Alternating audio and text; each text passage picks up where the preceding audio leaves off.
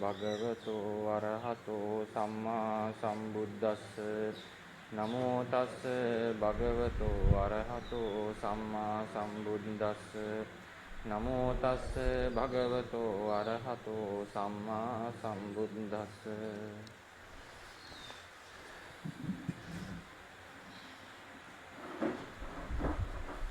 සහභාගී වෙන මහා සංඝරත්නය විශේෂයෙන් වැඩිහිටි ස්වාමීන් වහන්සේලා ඇතුළු මහා සංඝරත්නයේ අවසරයි.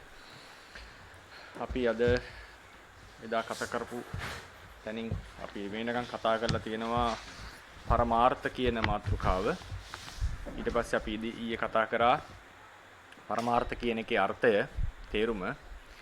ඊළඟට පරමාර්ථ ධර්මයන් සාමාන්‍යයෙන් අපිට අවබෝධ කරගත හැකි ධර්ම ස්වභාවයක්, අනුමාන කළ හැකි, ප්‍රත්‍යක්ෂ කළ හැකි, ඒටපත් විය හැකි ස්වභාවය. එහෙම නැතුව ඒක සම්පූර්ණයෙන් සංගවිච්ච අපිට කවදාවත් දකින්න බැරි වගේ දෙයක් නෙවෙයි කියන එක අපි පැහැදිලි කරා තේරවාදයේ හැටියට.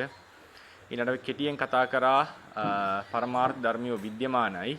ඒවා ඒ අරමුණු කරන කෙනාගේ හිත අනුව පවතින දෙයක් නෙවෙයි. ඒයින් ස්වයක්ත ධර්මයක් බව.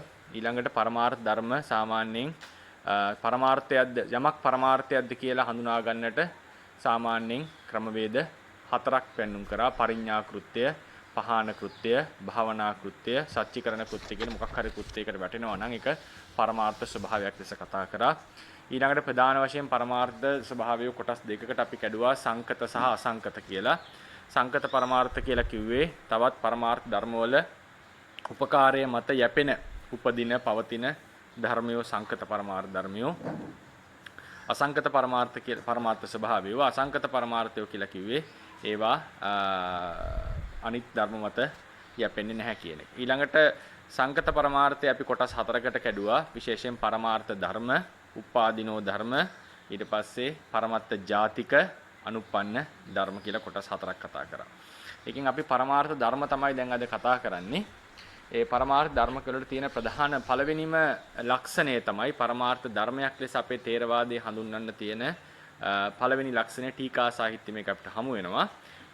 පරමාර්ථ ධර්මයක් හඳුන්වන්න තියෙන ප්‍රධානම ලක්ෂණය තමයි තවත් සහජාත ධර්ම සමග හටගන්නා වූ ධර්මයක් තමයි පරමාර්ථ ධර්මයක් කියන්නේ. තවත් සහජාත ධර්ම සමග හටගන්නා වූ ධර්මයක්. සහජාත ධර්ම සමග හටගන්නා වූ ධර්මයක්. සහජාත ධර්ම සමග කියනකොට එතන එකට ඒ කියන්නේ ඒකේ තව අතර විශේෂණ පදයක් මම යොදන්නට ඕනේ. සහජාත ධර්ම සමග හටගන්න ස්වභාව ලක්ෂණයක් ඇති ධර්මයක්. එහෙම අපි කියනවා. සහජාත ධර්ම සමග හටගන්න ස්වභාව ලක්ෂණයක් ඇති ධර්මයක්. ඒ කියන්නේ අපි වාක්‍ය කඩාගත්තොත් සහජාත ධර්ම සමග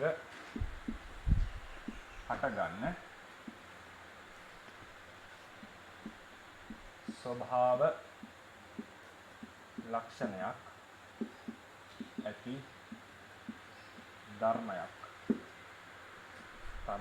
ධර්මයක් තමයි පරමාර්ථ ධර්මයක් කියලා කියන්නේ.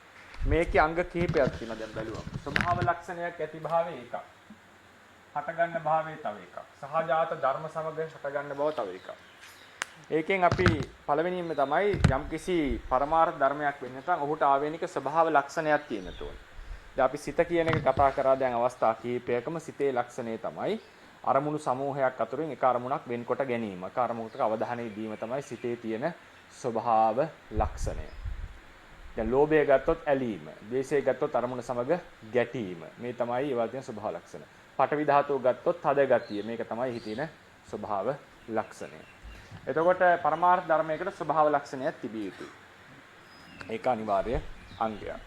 ඒක සමහර කෙනෙක්ට හිතෙන්නට පුළුවන් ධර්මයේ පොතපත තරමක් කියවපු ජාතන් රූපං සභාවේන ශුන්‍යං කියලා වාක්‍යයක් තියෙනවා. එතන ස්වභාව කියලා අරගෙන තියෙන්නේ මේ පරමාර්ථ ස්වභාවයෙන් හිස් භාවයෙන් නෙවෙයි. එතන අර්ථ කීපයකින් ගන්න පුළුවන්. එක තේමනක් තමයි ඒක ආත්මයෙන් ශුන්‍යයි කියන්නේ.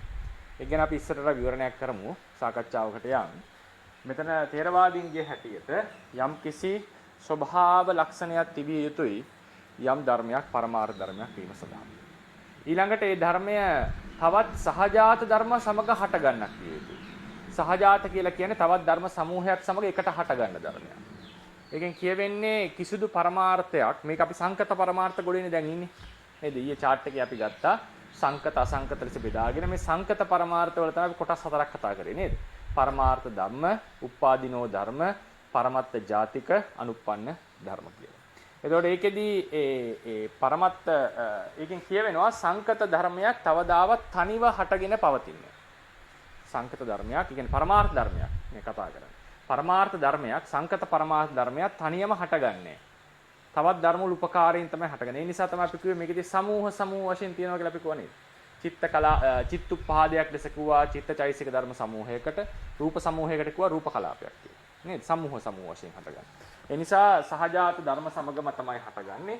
ඒතර හට ගැනීමක් ගැන අපි කතා කරන්නට තියෙනවා. ඒතර හටගත් ධර්මයට කියනවා අතීත ධර්මයක්, හටගෙන තාම නිරුද්ධ නොවිච්ච එකට අනාගත ධර්මයක්, හටගන්නට නියමිත ධර්මයට හටගෙන නිරුද්ධ නොවිච්ච ධර්මයට පච්චුප්පන්න ධර්මයක්, හටගන්නට නියමිත ධර්මයට කියනවා තාම හට නොගත් ධර්මයට කියනවා අනාගත ධර්මයක් කියලා. ඒතර කෙනෙක්ට හිතෙන්න පුළුවන් මේ අනාගත ධර්මය අනුප්පන්න ධර්මය කියන දේ කොහොමද වෙනස් වෙන්නේ කියලා. ඒක ගැන අපි පස්සේ අනුප්පන්න ධර්ම කියන කතාවට ආපු තැනදී අවසානයේදී අපි කියන වෙනම විවරණයක් අපි කරගන්නවා කොහොමද තේරවාදීන්ගේ හැටියට අනුප්පන්න ධර්ම කියන්නේ කොහොමද අනාගත ධර්ම කියන්නේ මොකද්ද උපාදිනෝ ධර්ම කියන්නේ මොකද්ද කියන ભેදය අපි කතා කරන්නට ඕනේ. ඒකෙදී අපිට තියෙනවා අනාගතේ අනාගත සාමාන්‍ය පච්චුප්පන්නේ සාමාන්‍ය කියලා පද 4ක් අපි කතා කරන්නට තියෙනවා. ඒ නිසා ඒක අපි ඉදිරියේදී කතා කරනවා. මෙතන දැනට මතක තියාගන්න හට ගැනීමට සම්බන්ධ ධර්ම හට ගැනීමක් හා සම්බන්ධ ධර්ම තමයි සංකත පරමාර්ථ ධර්ම කියලා කියන්නේ. ඒවා තවත් ධර්ම සමූහයක් සමගමයි හටගත යුත්තේ. ඒ වගේම ඒවායේ ස්වභාව ලක්ෂණයක් පවතිනවා. Tamanටම ආවේනික වෙච්ච ස්වභාව ලක්ෂණයක් පවතිනවා. දැන් අතෝ චිත ගත්තොත් එහෙම සිත කියන්නේ අරමුණක් වෙන්කොට දැනගන්නා වූ ස්වභාවය. අරමුණු රාශියක් තියෙනවා නම් ඒ අරමුණු රාශියෙන් යම් අරමුණක් අපි වෙන්කොට ගන්නවා. අනිත් ඒවාට ફોකස් කරන්නේ මේ අරමුණ විතරක් වෙනකොට අරගන්න. මේ සිත හට ගන්නකොට තනියම අපි මේක උදාහරණයකට ගත්තොත් සිත කියලා විඥානය සිත තනියම හට ගන්නට බෑ. සිත හටගන්නේ වේදනා සංඥා සංස්කාර වේදනා සංඥා චේතනා ආදී තවත් චෛසික ධර්ම සමූහයක් සමග. තනිව හට ගැනීමේ හැකියාව නැහැ. ඇයි සිතට තනියම හට ගන්න බැරි කියන එක පවා අපිට තේරවාදී පැත්තෙන් විස්තර කරගන්නට පුළුවන්. ඒක අපි නාම කියන පාඩම යටතේ ගැඹුරින් කතා කරන්නට ඕනේ. එතකොට ධර්ම සමූහයක් එකට හටගන්න. සිතට තියෙනවා Tamanටම ආවේනික වෙච්ච ලක්ෂණය. මොකද සිතේ ලක්ෂණය ආරම්මන ග්‍රහණය. ලෝභයේ රසනේ වේදනාවේ ලක්ෂණය ආරම්මන රස විඳීම. සංඥාවේ ලක්ෂණය අරමුණේ වෙලාවේ හැඳින ගැනීම. ඒ නිසා ඒ ධර්ම වලට ආවේනික ලක්ෂණ තියෙනවා. සිතට තියෙනවා Tamanට ආවේනික ලක්ෂණය. ඒ නිසා පරමාර්ථ ධර්මයක තියෙන විශේෂම ගතියක් තමයි Tamanට ආවේනික වෙච්ච ලක්ෂණයක් තියෙනවා. ඒ ධර්මයේ අනිත් ධර්මයෙන් අපිට වෙන් කර දැනගන්නට පුළුවන්. රූප කලාපයක් ගත්තොත් ඒකේ තියෙනවා තද ගතිය. උෂ්ණය නැත්නම් ඒ පැසවන උෂ්ණ සීත ගතිය. ඊට පස්සේ පුම්බවන ගතිය. ඊට පස්සේ ආබන්ධන ස්වභාවය. ඒක පඨවි ධාතු විතරක් අපි අවධානය දෙන්නොත් ඒ ධාතුවේ ඒ තද ගතිය අනිත් ධාතු වල ස්වභාව වලින් වෙනස්. ඒ නිසා ඒක Tamanටම ආවේනික ලක්ෂණයක් ඇති ධර්මයක්. ඊළඟට දැන් එතකොට Tamanටම ආවේනික ලක්ෂණයක් ඇති සහජාත තවත් ධර්ම සමග හටගන්න ධර්මයකට කියනවා පරමාර්ථ ධර්මයක් කියලා. එතකොට කෙනෙක්ට අහන්න පුළුවන් දැන් සිත් දෙකක් පා. දැන් ඒතකොට සිත චෛසික වලින් මෙන්න වෙනවා. එකම ගොඩේ එකට ඉපදුනත් ඒ දෙක වෙනම ධර්ම දෙකක් ලෙස අපි ගන්න. දැන් ඒතකොට කෙනෙක්ට තවත් ගැඹුරින් ප්‍රශ්නයක් අහන්නට පුළුවන් සිත් දෙකක් ගැන කතා කරමු. දැන් සිත් දෙකක් හටගන්නේ පෙරපසු කොවිනේ එකිනෙක පසුපසු වෙලානේ සිත් හටගන්නේ. ඒතකොට සිතේ ලක්ෂණේ ආරම්මන ග්‍රහණයනේ. ඒතකොට පළවෙනි සිතේ ලක්ෂණයත් ආරම්මන ග්‍රහණය, දෙවෙනි සිතේ ලක්ෂණයත් ආරම්මන ග්‍රහණය. ඒතකොට මේ සිත් දෙකම එකක්ද කියලා කෙනෙක්ට ප්‍රශ්නයක් අහන්න පුළුවන්. මොකද සාමාන්‍යයෙන් අර උපනිෂද් කියන දර්ශනයේ හැටියට මේ සියල්ල නිර්මාණය වෙච්ච ආත්මයක් තියෙන එකට මව් ආත්මය කියලා කියනවා. අපේ සියලු දෙනාගේම ජීවිතවල තියෙන ආත්මය මේ මව් ආත්මයට සම්බන්ධයි. ඒ නිසා ලිබරේෂන් එක අවබෝධය එහෙම නැත්නම් අවබෝධය කියලා කියන්නේ අපි එන්ලයිට්මන්ට් කියලා කියන අවබෝධය සත්‍ය අවබෝධය කියලා කියන්නේ මේ සියල්ල ඒකත්වයෙන් යමෙක් තේරුම් ගත්තොත් මගේ ආත්මයයි මේ හැමෝගෙම ආත්මයි මව් ආත්මයයි සියල්ලම එකක් කියලා තේරුම් ගැනීම තමයි එහි එක්තරා අවබෝධ මට්ටමක්. ඒ නිසා සමහර කෙනෙක් මේ කියනකොට සිතට තියෙනවා ඔහුටම ආවේනික වෙච්ච ලක්ෂණයක් තවත් ධර්ම සමග හටගන්නේ කියනකොට කෙනෙක් ප්‍රශ්නයක් අහන්න පුළුවන්. එහෙනම් සිත් දෙකක් එකම පරමාර්ථ ධර්මයක්ද? ඒ දර්ශනේ ඉඳලා බලන කෙනෙක්ට නේද? සිත් දෙකේම තියෙන එකම ලක්ෂණයන්නේ. එතකොට තේරවාදීන්ගේ හැටියට සිත් දෙක පරමාර්ථ ධර්ම දෙකක්. පොදු කැටගරිය ගත්තම එකම ගෲප් එකට එකම කණ්ඩායමට වැටෙන්නේ. නමුත් ඒක පරමාර්ථ ධර්ම දෙකක්. ඒකට හේතුව මොකද්ද? ඒ පරමාර්ථයට ආවේනික වෙච්ච උප්පත්තියක් තියෙනවා. ඒක තව ලක්ෂණයක්. ඒ පරමාර්ථ ධර්මය තව පරමාර්ථ ධර්මයකින් වෙන් කරගන්නට තියෙන තව සාධකයක් තමයි තමන්ට ආවේනික උප්පත්තිය. දැන් අපි හිතමු චිත්තුප්පාදයෙන් චිත්තචෛසිකවල එකතුර කියනවා චිත්තුප්පාදය කියලා. ධර්මයේ චිත්තුප්පාදයක් හට ගන්නවා. ඒකම ඉපදිලා නිරුද්ධ වෙනකොට චව චිත්තුප්පාදයක් හට ගන්නවා නේ. එතකොට දැන් මේකේ තියෙන සිතේ ලක්ෂණයත් ආරම්මන ග්‍රහණය. මේකේ තියෙන වේදනාවේ ලක්ෂණය ආරම්මන රස විඳීම. මේ ගොඩේ තියෙන සිතේ ලක්ෂණයත් ආරම්මන ග්‍රහණය. වේදනාවේ ලක්ෂණය ආරම්මන රස විඳීම. හැබැයි මේ සිතයි ධර්ම එකක්ද දෙකක්ද? ධර්ම දෙකක්. හේතුව මොකද? මෙයාට එකම ලක්ෂණ තිබුණත් මෙයාගේ තියෙන වෙනම ඉපැත්මක්. මේ සිතේ තියෙන තව ඉපැත්මක්. ඒ නිසා නානා ඉපදීම ඇති බවක් පරමාර්ථ ධර්ම බෙදා ගන්නට තියෙන තව සාධකයක්. පරමාර්ථ ධර්ම බෙදා ගන්න තියෙන ප්‍රධානම සාධකය තමයි ආවේනික ලක්ෂණයක් තිබීම.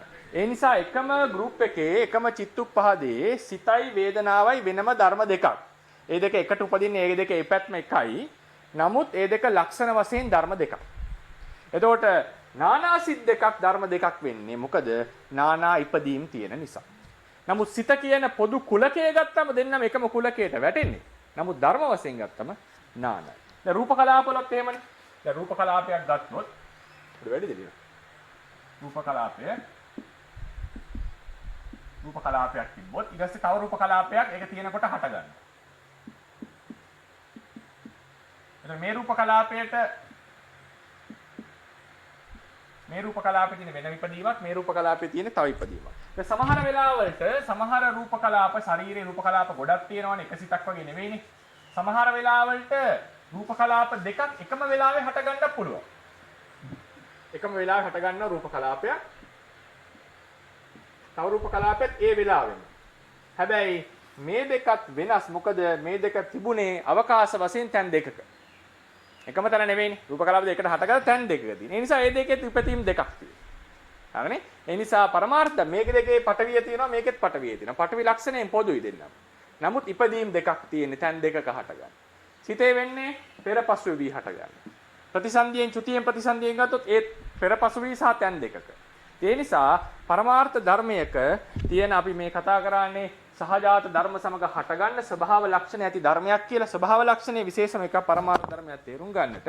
ඒ වගේම තවත් ධර්ම සමග හටගන්න බව තව විශේෂයක්. ඒකෙදි එකම ලක්ෂණ ඇති පරමාර්ථ නම් ඒවායේ නානා ඉපදීම් ඇති බවත් ඒවායේ වෙනස් භාවයට කියන්නේ වෙනස් ධර්ම ලෙස තේරුම් ගන්නට ප්‍රධානම සාධකය. ඒ නිසා ඒක තමයි පළවෙනි කරුණ අපි පරමාර්ථ ධර්ම සම්බන්ධයෙන් කතා කරන්නට තියෙන්නේ. ඊළඟට දෙවෙනි කරුණට ගියොත් පරමාර්ථ ධර්ම කියන ඒවා සාමාන්‍යයෙන් පංචේන්ද්‍රියට සහ මනේන්ද්‍රියට සහ පංචේන්ද්‍රියටත් ගෝචර වෙනවා. අපි ඔබ ඊයේත් කතා කරා. ඉන්ද්‍රිය 6ටම ගෝචර කරගන්නට පුළුවන්. සාමාන්‍යයෙන් ගත්තොත් පංචේන්ද්‍රියට ගෝචර වෙන්නේ පරමාර්ථ ධර්ම විතරයි. පංචේන්ද්‍රියට ගෝචර වෙන්නේ පරමාර්ථ ධර්ම විතරයි. ඒ නිසා තමයි ඊයේ කිව්වේ අපි සාමාන්‍යයෙන් අපිට ලැබෙන අත්දැකීම මුලින්ම පරමාර්ථය අපි අත්දකින්න. ඊට පස්සේ පඤ්ඤාත්තියක් අපි හිතෙන් හදා ගන්නවා. ආය පරමාර්ථයට එන්න ඕනේ නැත්නම් අපි සාමාන්‍ය ප්‍රඥප්තියම ජීවත් වෙන. ඒක තමයි ස්වභාවය. අතරින් පතර ඉතින් ආපහු රූප දකින්නකොට පරමාර්ථය තමයි ගැටෙන්නේ. නමුත් ප්‍රඥප්තිය තමයි අපි දැඩිව අල්ලගෙන ඒකේ තමයි ජීවත් වෙන්නේ. ඒක තමයි විශ්වාස කරන්නේ. පරමාර්ථ අවබෝධයට එන්න ඕන නම් මේ පරමාර්ථ ප්‍රඥප්තිය බිඳලා තමයි පරමාර්ථයට යන්නට ඕනේ. ඒ නිසා තමයි අභිධර්ම පොත්වල කියන්නේ පරමාර්ථයේ ප්‍රඥප්තියෙන් වැසී යත කියලා. ඒක බිඳින්නට ඕනේ පරමාර්ථයට යන්නට කියලා. නමුත් අපිට අත්දැකීමේදී මුලින්ම ලැබෙන්නේ දැකින්න ලැබෙන්නේ පරමාර්ථ ධර්මයෝ. දැන් හැට මුලින්ම දැකන්නේ වර්ණ රූපේ. වර්ණ රූපේ කියන්නේ පරමාර්ථ ධර්මයක්. නාසයට දැනෙන්නේ ගඳ සුවඳ. කනට දැනෙන්නේ සද්දය. සෝත විඥාණයට. කාය විඥාණයට දැනෙන්නේ පඨවි තේජෝ වායෝ. ජීවා විඥාණයට දැනෙන්නේ රස. මේ ඔක්කොම පරමාර්ථ ධර්ම. ඉදිරිය අපි ඉගෙන ගන්න රූප 28ක් තියෙනවා. රූප 28න් 18යි පරමාර්ථ වෙන්නේ. අනිෂ්පන්න රූප කියනවා අටුවාවේ දක්වනවා ඒවා අපරමාර්ථ ධර්ම. ඒවා පරමාර්ථ ධර්ම නෙවෙයි. තේරවාදයේ හැටියට. ඒවා අභිධර්මාර්ථ සංග්‍රහයේ රූප 28ක් විතර දක්වව ඇත්ත. නමුත් ඒවා පරමාර්ථ ධර්ම නෙවෙයි. රූප ඒ පරමාර්ථ රූප වලට සම්බන්ධ තව ස්වභාව ටිකක් විතරයි. ඒවා අපරමාර්ථ ධර්ම. හැබැයි ඒවා පඤ්ඤාති නෙවෙයි. ඒකයි මම අර එදා ගහනකොට මේ පරමාර්ථ ස්වභාවය මේ පැත්තට ගහලා පඤ්ඤාති දාලා මැද කොටසක් ලිවනේ. ඒවට දැම්මනේ අනිෂ්පන්න රූප කියන කොටස. එන අනිෂ්පන්න රූප කියනවා සැබෑ පරමාර්ථය නෙවෙයි. ඒවා නිෂ්පන්න රූප නෙවෙයි කියන අපි කියන්නේ අනිෂ්පන්න රූප කියලා කියන්නේ. අනිෂ්පන්න රූප කියනවා පරමාර්ථ ධර්මයෝ නෙවෙයි. ඉතින් එතකොට අපි කියන්න ඕනේ දැන් මේ රූප සද්ද ගන්ධ රස පොට්ටබ්බ වගේ ධර්මය පරමාර්ථ සුද්ධ පරමාර්ථ ධර්මය. ඒවා තමයි අපි සාමාන්‍යයෙන් පංචේන්ද්‍රියෙන් දැනගන්නේ. මනේන්ද්‍රියටත් අපි හිතමු අපිට ඇති වෙච්ච හැඟීමක් අපි සිහි කරනවා. අපේ ලෝභයක් ඇති වුණා අපි ඒ ලෝභය සිහි කරනවා. සතුටක් ඇති වුණා ඒ සතුට සිහි කරනවා.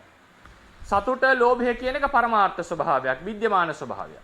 ඒ නිසා සිතෙන් අපිට පුළුවන් මනේන්ද්‍රියෙන් පුළුවන් සමහර පරමාර්ථය දැනගන්න. ඒ නිසා මේ පරමාර්ථ ස්වභාවය පංචේන්ද්‍රියට ගෝචරයි, මනේන්ද්‍රියට ගෝචරයි. විශේෂයෙන් පංචේන්ද්‍රියට පඤ්ඤාති අරමුණු කරන්නම බෑ. යා පරමාර්ථ විතරමයි අරමුණු කරන්නේ.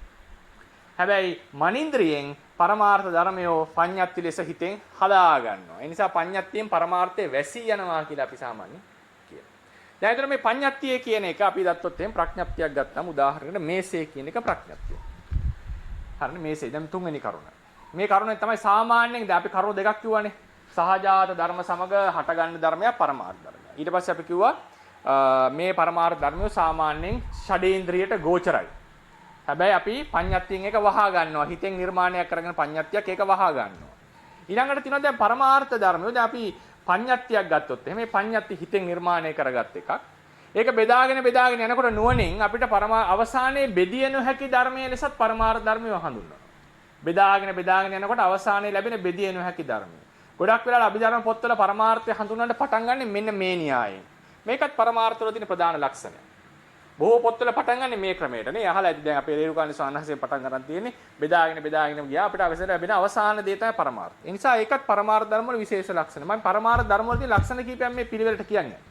පළවෙනි ලක්ෂණය තමයි සහජාත ධර්ම සමග හටගන්න තමන්ගේ ස්වභාවය ඇති ධර්මයක්. මේ පරමාර්ථ ධර්මයෝ ෂඩේන්ද්‍රියට ගෝචරයි. මේ ඊට වැදගත්. මේ තමයි ඒ වගේ ලක්ෂණ. ඒ වලින් තමයි අපේ දර්ශනය ගොඩ නැගෙන්නේ. ඊළඟට මේ පරමාර්ථ ධර්මය තමයි සාමාන්‍ය බෙදාගෙන ගියාම අපිට මේ පවතින අවසානයේ පවතින දේවල් ලෙස අවසානයේ ලැබෙන්නේ මේ පරමාර්ථ ධර්මය. මේ පරමාර්ථ ධර්මයට අවසානයේ අපිට තියෙන දේවල් ලෙස ලැබෙන්නේ. අපි ගත්තොත් එහෙනම් මේසේ කියන එක අපි හිතමුකෝ නිකන් අපිට තියෙන මේසේ කියලා අදහසක්. මේසේ කියන එක නුවණින් බෙදාගෙන ගියාම අපිට තේරෙනවා මේසේ කියලා කියන ලී ගොඩක් කියලා. ලී කැබලි එකතුවක්.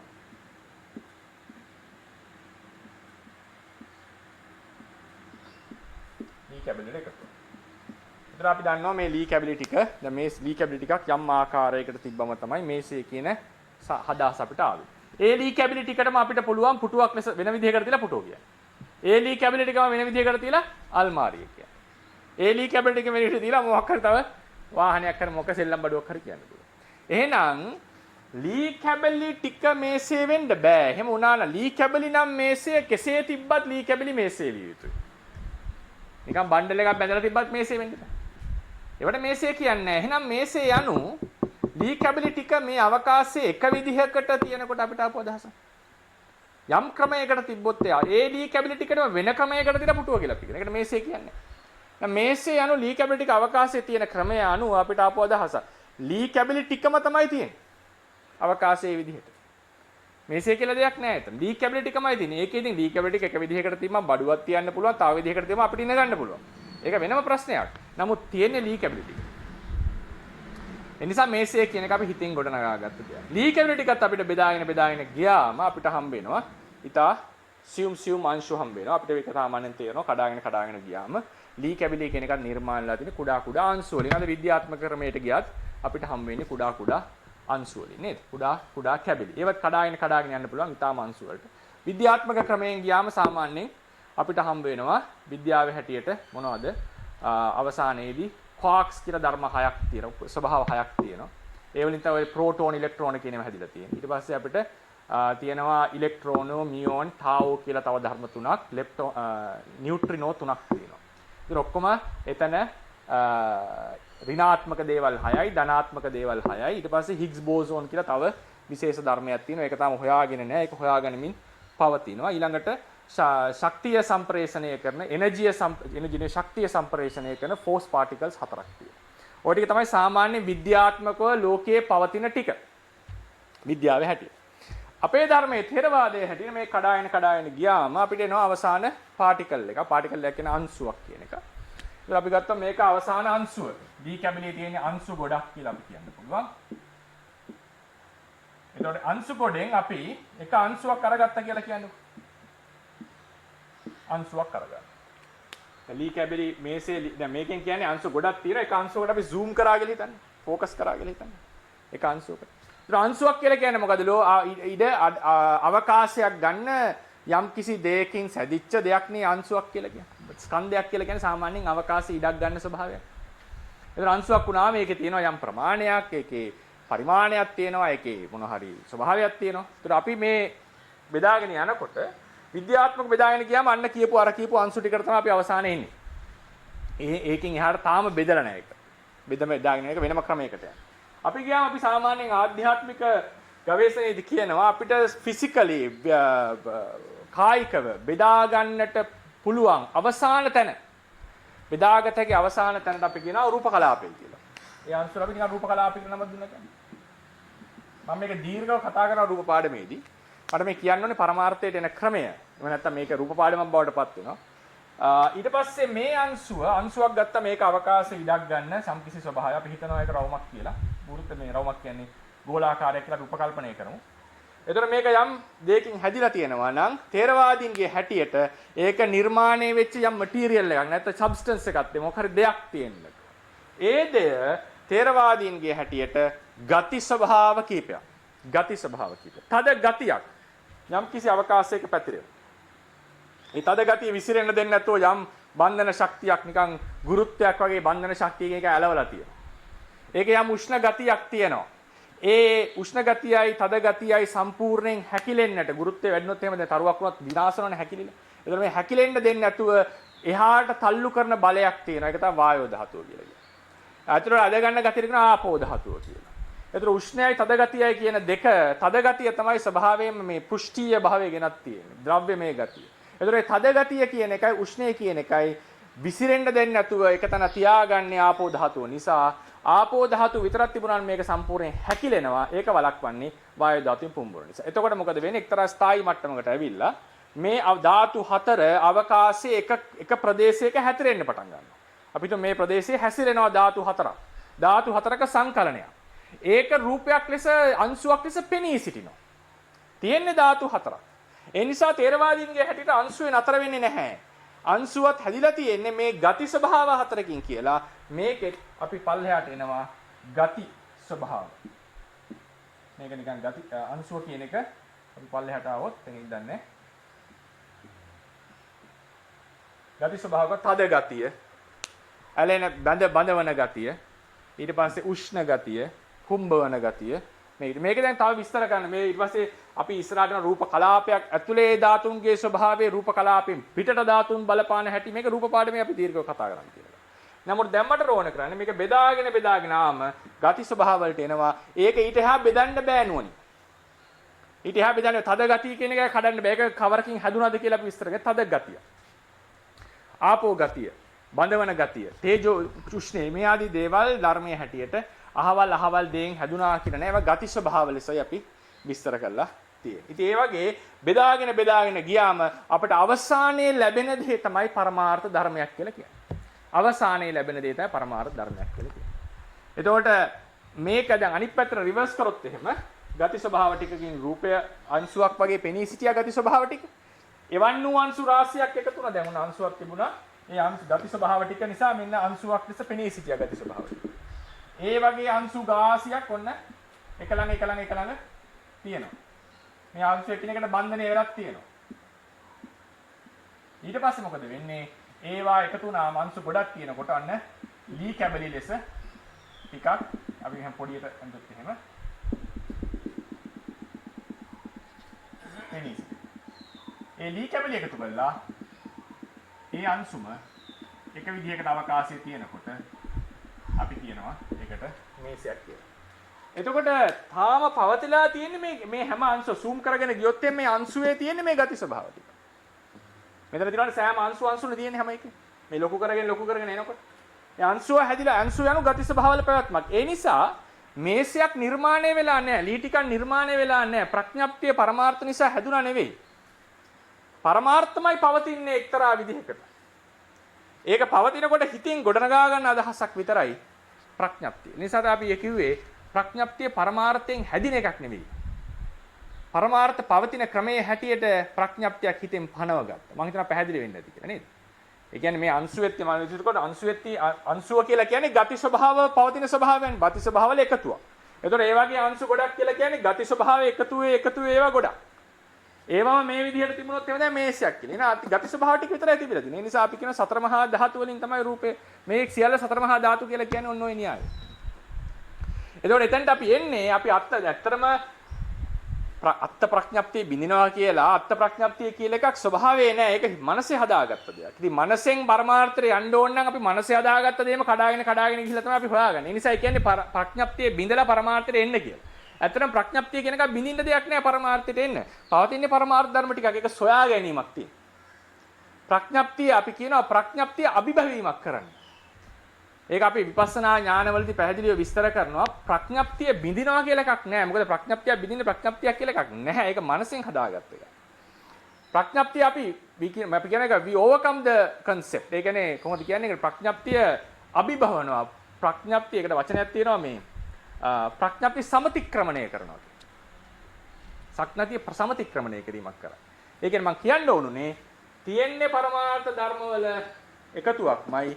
ඒක මෙහෙම ගියාට පස්සේ අපි හොයාගෙන ගියාම අපිට අවසානයේ ලැබෙන්නේ මේ බෙදාගන්න තවත් බෙදිය නොහැකි ස්වභාවයක්. අපි සාමාන්‍ය විවහාර පහසුරු කියන්නේ තවත් බෙදිය නොහැකි ධර්මයේ පරමාර්ථය කියලා කියන්නේ.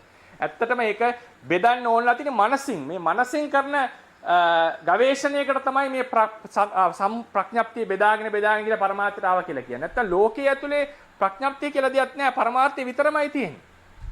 මනසින් ගවේෂණය කරනකොට ප්‍රඥප්තිය නම් මනසින් හදාගත්තේ ප්‍රඥප්තිය බෙදාගෙන ගිහිල්ලා අවසානයේ ලැබෙන එකට පරමාර්ථය කියලා කියනවා. ඒක මේ පරමාර්ථය ඉගෙන ගන්නකොට විස්තර කරන ක්‍රමයක් මිසක් පරමාර්ථයේ ස්වභාවයක් නෙවෙයි. නැත්තම් කෙනෙක්ට හිතන්න පුළුවන් මේක බෙදාගෙන පරමාර්ථය නිසා ප්‍රඥප්තිය හැදුනා නේද කෙනෙක්ට කියලා හිතන්න පුළුවන්. ප්‍රඥප්තිය කියන එක මනසේ ගොඩනගාගත්ත දෙයක්. අපිට මනසින් පරමාර්ථය හොයාගන්න ඕන නම් මනසේ හදාගත්ත විකෘතිය එන ප්‍රඥප්තිය බෙදලා ගියාම අපිට පරමාර්ථය ලැබෙනවා. එහෙම නැතුව මේ බාහිර ලෝකේ ප්‍රඥප්තිය කියලා එකක් නැහැ. මේ ලෝකේ ප්‍රඥප්තිය කියලා එකක් නැහැ. මේ තියෙන්නේ පරමාර්ථ ස්වභාව විතරයි. දැන් අපි ගත්තොත් හිත ගත්තම දැන් අපි මිනිස්සෙක් වශයෙන් ක්‍රියා කරනකොට රූපයක් තියෙනවා. සිත කියලා වැඩ කරනවා. ඒක බෙදාගෙන ගියාම අපිට පේනවා සිත කියන එක ආරම්මන ග්‍රහණ ලක්ෂණය බෙදන්න පුළුවන් එකක් නෙවෙයි. අරමුණු රස විඳිනවා කියන එක බෙදන්න පුළුවන් එකක් නෙවෙයි. දැන් අපි හිතමු මිනිස්සු දැන් ඒකත් අපි තේරුම් ගමු.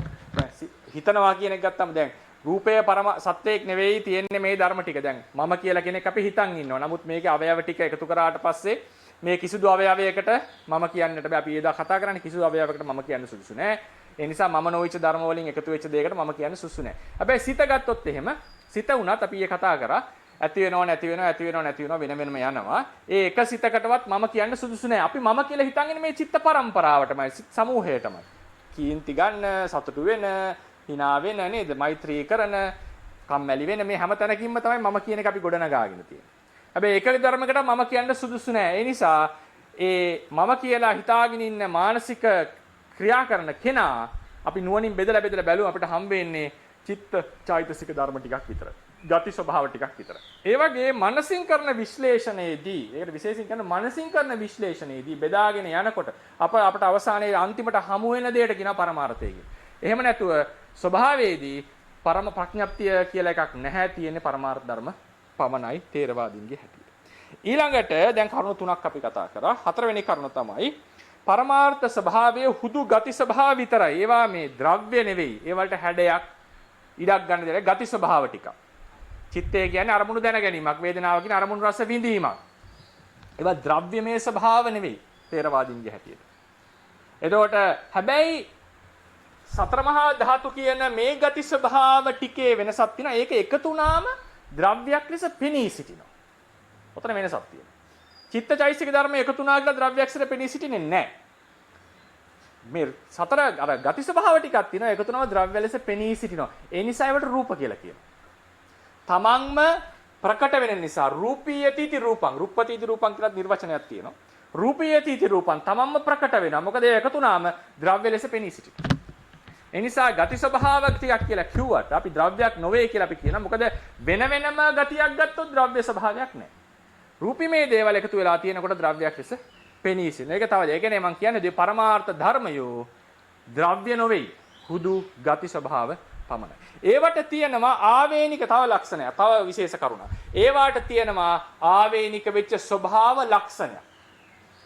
පරමාර්ථ ධර්මයට තියෙනවා ලියා ගන්න. පරමාර්ථ ධර්මයට තියෙනවා ස්වභාව ආවේනික වෙච්ච ස්වභාව ලක්ෂණයක්. ආවේනික ස්වභාව ලක්ෂණ. ඒවා ද්‍රව්‍ය නොවන එක විශේෂ එකක්. එයාට තියෙන ආවේනික ස්වභාව ලක්ෂණයක්. දැන් පඨවි ධාතුවට තියෙන තද ගතිය. ආපෝ ධාතුවට තියෙන බඳවන ගතිය. තේජෝ ධාතුව කියන උෂ්ණ ගතිය, සීත ගතිය. එයාටම ආවේනික වෙච්ච ලක්ෂණ තියෙනවා. ඒ වගේම එකක් තමයි ඔහුටම ආවේනික වෙච්ච කෘත්‍යයක් තියෙනවා. පඨවි ධාතුවේ කෘත්‍ය තමයි අනිත් ධාතුන්ට පිහිට ආධාර වීම, ප්‍රතිෂ්ඨාවක් වීම. මෝහයේ ලක්ෂණය තමයි අන්ධකාර භව. ඒකේ තියෙන කෘත්‍ය තමයි සිතට අරමුණ මනාකොට ගන්නට දෙන්නේ නැති බව. ඒ වගේ මතක තියෙන පරමාර්ථ ධර්මයක් ඉගෙන ගන්නකොට ස්වභාව ලක්ෂණයක් සහ ආවේනික කෘත්‍ය කියන දෙකක් අපි ඉගෙන ගන්නට ඕනේ. ස්වභාව ලක්ෂණයක්, ආවේනික කෘත්‍ය. සෑම පරමාර්ථ ධර්මයකටම කෘත්‍යයක් තියෙනවා. නිකරුණේ පරමාර්ථ ධර්ම ලෝකේ විද්‍යමාන නැහැ. නිකරුණේ පරමාර්ථ ධර්ම ලෝකේ විද්‍යමාන නැහැ. ඒ නිසා ඒක විද්‍යාත්මකවත් අපි සාමාන්‍යයෙන් කියනවා හැම දෙයකම, ඒ කියන්නේ මොන හරි අර්ථයක් තියෙනවා කියන එකට එනවනේ අපි බයොලොජි වල වුණත් ඒ ගොඩක් අර්ථයක් තියෙනවා කියලා මම අදහස් කරේ.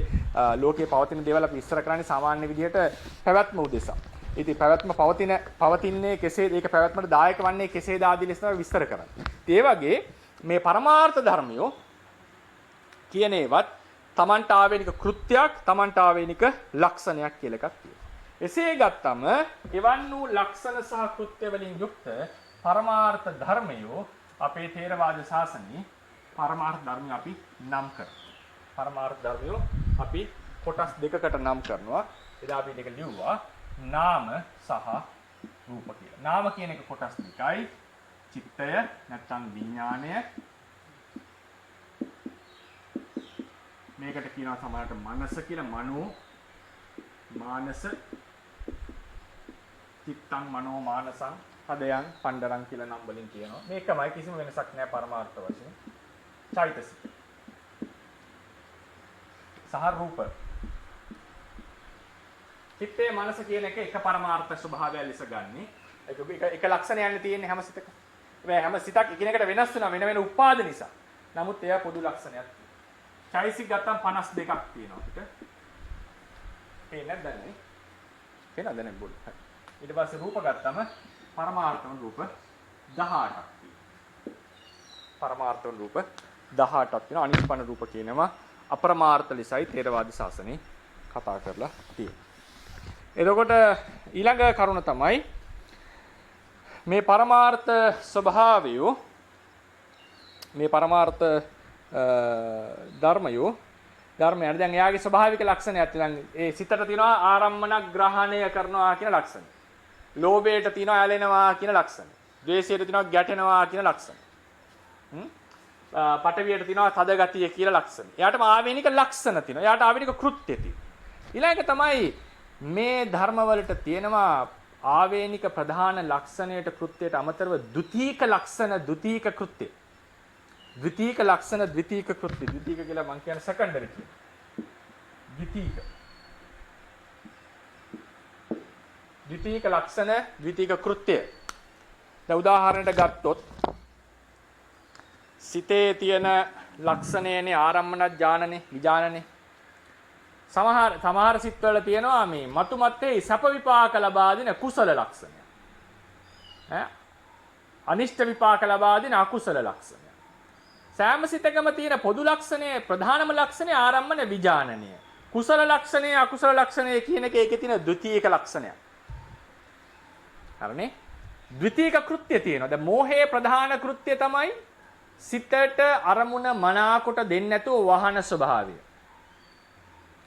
ද්විතීක කෘත්‍ය මොනවද? ඕක මහා මාළුක්‍ය සූත්‍රයේදී පැහැදිලි වෙනවා. මෝහයේ ආදී ඒ කියන්නේ සංයෝජන ධර්මවල කෘත්‍ය දක්වලා තිනවා. ඒකේ දෙකක් දක්වලා තියෙනවා. එක කෘත්‍යයක් තමයි සංයෝජන කෘත්‍ය, සසරට බඳවන කෘත්‍ය. අනුස්සය කෘත්‍ය, පසුපස්සේ ලුහු බඳාගෙන යන කෘත්‍ය. ඕග කෘත්‍ය, හරියට සිත ගම් වතුරකින් යට කරනවා වගේ කෘත්‍ය. නීවරණ කෘත්‍ය, කුසල ධර්මයන්ට මතුවෙන්න දෙන්නේ නැති ස්වභාව කෘත්‍ය. මේ වගේ ද්විතීක කෘත්‍ය වලින් බුදුරජාණන් වහන්සේ මේ පරමාර්ථ ධර්මය හඳුන්වලා තියෙනවා. ඒ නිසා ඒවල අටුවා සාහිත්‍ය ප්‍රධාන කෘත්‍ය තමයි අටුවාවේ කියනවා මෝහේ මුයන ලක්ෂණ. ලක්ෂණය මුහ්‍යන කෘත්‍ය. ලක්ෂණය මහ්‍යන ලක්ෂණය මුහ්‍යන ලක්ෂණය. කෘත්‍ය තමයි සිතට මනාවකට අරමුණ ගන්න දෙන්නේ නැතුව වහන ස්වභාවය. එතකොට ඒ වගේ ප්‍රධාන ලක්ෂණය ප්‍රධාන කෘත්‍යයට අමතරව ද්විතීක ලක්ෂණ ද්විතීක කෘත්‍යයන් අපිට හම්බ වෙනවා. ඔය ධම්මසංගණී එහෙම කියවලා තියෙන නේද? මෝහය, ලෝභය කියන එක පද ගොඩකින් හඳුන්වලා තියෙනවා. නේද? ඒවා සමහර ඒවා ද්විතීක ලක්ෂණ ද්විතීක කෘත්‍ය වලින් හඳුන්වලා තියෙනවා. ඒ නිසා පරමාර්ථ ධර්මයක් දැන් මේ වෙනකන් අපි කතා කරා. පරමාර්ථ ධර්මයක් යනු තවත් සහජාත ධර්ම සමග හටගන්න ධර්මයක් නේද? හටගන්න ධර්මයක්. පරමාර්ථ ධර්ම කියන ඒවා පංචේන්ද්‍රියෙන් ෂඩේන්ද්‍රියෙන්ම ගෝචරය කරගන්න පුළුවන්. පංචේන්ද්‍රියට ගෝචර වෙන්නේ පරමාර්ථ ධර්ම විතරමයි. මනේන්ද්‍රියට පරමාර්ථ ධර්ම ගෝචර වෙනවා පඤ්ඤාති ගොඩනගා ගන්න. ඊට පස්සේ අපි මනසින් මේක හොයාගෙන යනකොට ලෝක සත්‍ය ගවේෂණය කරන් යනකොට බෙදාගෙන ගියාම තවත් බෙදිය නොහැකි අපට ලැබෙන අවසාන දේ තමයි පරමාර්ථ ධර්මයෝ. ඒ මනසෙන් තියෙන ගවේෂණයක්. ඒ නිසා ලෝකයේ පඤ්ඤාති තියෙනවා පඤ්ඤාති බෙදලා පරමාර්ථ වෙනවා නේ පරමාර්ථ පමණයි තියෙන්නේ තේරවාදයේ හැටියට. ඒක ගවේෂණය කරන් යන මානසික ගමනේදී ප්‍රඥප්තිය බිඳලා තමයි පරමාර්ථයට එන්නේ. ඒකෙන් අපි කියන්නේ ප්‍රඥප්තිය හැදිලා තියෙන පරමාර්ථ වලින්ද? නෑ. ප්‍රඥප්තිය පරමාර්ථය නිර්මාණය වෙච්ච එකක් නෙවෙයි. පරමාර්ථ පවතින ආකාරන කතින් ගොඩනගාගත්ත දවස තමයි ප්‍රඥප්තිය. ඒක ඉතාම වැදගත් මේ ප්‍රකාශන. තේරවාද ශාසනය තේරුම් ගන්න. ඊළඟට පරමාර්ථ ධර්මයෝ කියන ඒවා ද්‍රව්‍ය නෙවෙයි තේරවාදී හැටියට ගති ස්වභාව ටික. ඒ හැම එකටම ප්‍රධාන ගතියක් ලක්ෂණයක් සහ කෘත්‍යයක් තියෙනවා කියලා කිව්වා නේද? ප්‍රධාන ලක්ෂණයක් කෘත්‍යයක්. ඒ අනුව පරමාර්ථ ධර්මයෝ මේ වගේ ඔක්කොම ගත්තම සංකත පරමාර්ථ ධර්මයෝ අපි කතා කරන්නේ 71ක් තියෙනවා. 71ක් තියෙනවා. 71ක්. නිවනත් එක්ක 70 නිවනවත් 72ක් වෙනවා. මේක අපි 70 සංකත පැත්තේ ඉන්නේ 71යි. සාමාන්‍ය පොත්වල දැකලා ඇති 82යි කියන අනිෂ්පන්න රූපත් එක්ක එකතු කරලා අනිෂ්පන්න රූප එක්ක එකතු කරලා ඊළඟට ඒ අපි ඉගෙන ගන්නකොට සාමාන්‍ය. නැත්තම් මේක 70 අනිෂ්පන්න රූප අපි ගන්නෙ නැහැ පරමාර්ථ ස්වභාව ලෙස. ඊළඟට හැම පරමාර්ථ ධර්මයකටම බොහෝ පරමාර්ථ ගොඩක් වෙලාවට හැම පරමාර්ථ ධර්මයකටම වඩා ද්විතීක ලක්ෂණ ද්විතීක කෘත්‍ය තියෙනවා. දැන් ඊට පස්සේ වැදගත්ම කරුණක් අපි කතා කරනවා. වැදගත්ම කරුණ. මේ පරමාර්ථ අපි කියනවා පඨවි ධාතුවේ ලක්ෂණය තද ගතිය. ආපෝ ධාතුවේ ලක්ෂණය ඇලෙන බැඳෙන වැగిරෙන ස්වභාවය. එතකොට කෙනෙක්ට හිතෙන්න පුළුවන් එන පඨවි ධාතුව තියෙනවා පඨවි ධාතුවේ ලක්ෂණය තද ගතිය කියලා. තේජෝ ධාතුවේ ලක්ෂණය තමයි උෂ්ණ ගතිය. මේ ව්‍යවහාර පහසුවට කියන එකක්. මේක ඉතාම වැදගත්. මොකද්ද කියන්නේ?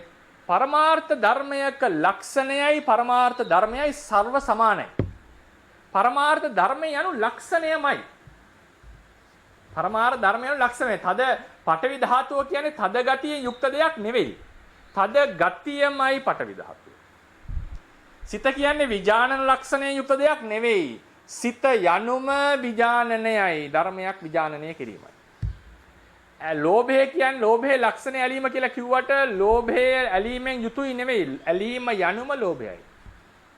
ඒ නිසා තාම වැදගත් පරමාර්ථ ධර්මයෝමයි ලක්ෂණයෝමයි පරමාර්ථ ධර්මයෝ. ලක්ෂණයෝමයි පරමාර්ථ ධර්මයෝ. ඒ නිසා ඒ කියන මූලික સિદ્ધාන්ත ටික අපි විශේෂයෙන් දැනගන්නට ඕනේ. දැන් උදාහරණයක් ගත්තොත් අපි සාමාන්‍ය සරල උදාහරණයකට ගත්තොත් අපි ස්වාමීන් කෙනෙක් මේ කතා කරපු උදාහරණයක් අපි දැකලා ඇති නේද මේ ඔය උත්සවවල එහෙම මේ අර කොඩියක් ලෙස මිනිස්සු එහෙම යන්නේ. නේද? අර මිනිස්සු හෙට මෙහෙට දුවනවා. උඩින් බලනකොට අපිට පේන්නේ කොඩියක් වගේ. ඔය ඔලිම්පික් වල එහෙම දැකලා තියෙනවා. උඩින් බලනකොට හෙලිකොප්ටරෙන් බලනකොට පේන්නේ කොඩිය. කොඩිය තමයි ලෙල දෙන්නේ. ඒ කට්ටිය ගානට ඇහින එහෙට මෙහෙට ඉරියව් පාත්වන කොඩිය ලෙල දෙනවා. හරිනේ? ඒතර උඩින් බලනකොට අපිට පේන්නේ කොඩියක්. අපි කොඩිය කියලා හිතන්නේ. ළඟට එනකොට මේ කොඩියේ වැඩක්ද නැත්නම් කවුද ඉන්නේ එතන? මිනිස්සු කොටසක් ඉන්නේ. ඒ මිනිස්සු කරන ක්‍රියාකාරකම් උඩ අපිට පේනවා කොඩිය ලෙල දෙනවා වගේ. ඒක ලස්සන උදාහරණයක්. කොඩිය ලෙල දෙනවා වගේ පේන්නේ අපිට. දැන් ඒ වගේම තමයි දැන් උදාහරණයකට සතර මහා ධාතු ක්‍රියාත්මක වෙනවා. සිත ක්‍රියාත්මක වෙලා සතර මහා ධාතු ක්‍රියාත්මක වෙනකොට අපි ඉදිරියට යනවා. අපිට පේන්නේ මිනිස්සෙක් ඇවිදිනවා වගේ. හැබැයි ඇත්තටම ඒ ධාතු වල ක්‍රියාකාරීත්වයක් උඩ ධාතු ඉදිරියට පහළ වීමක් වෙන්නේ.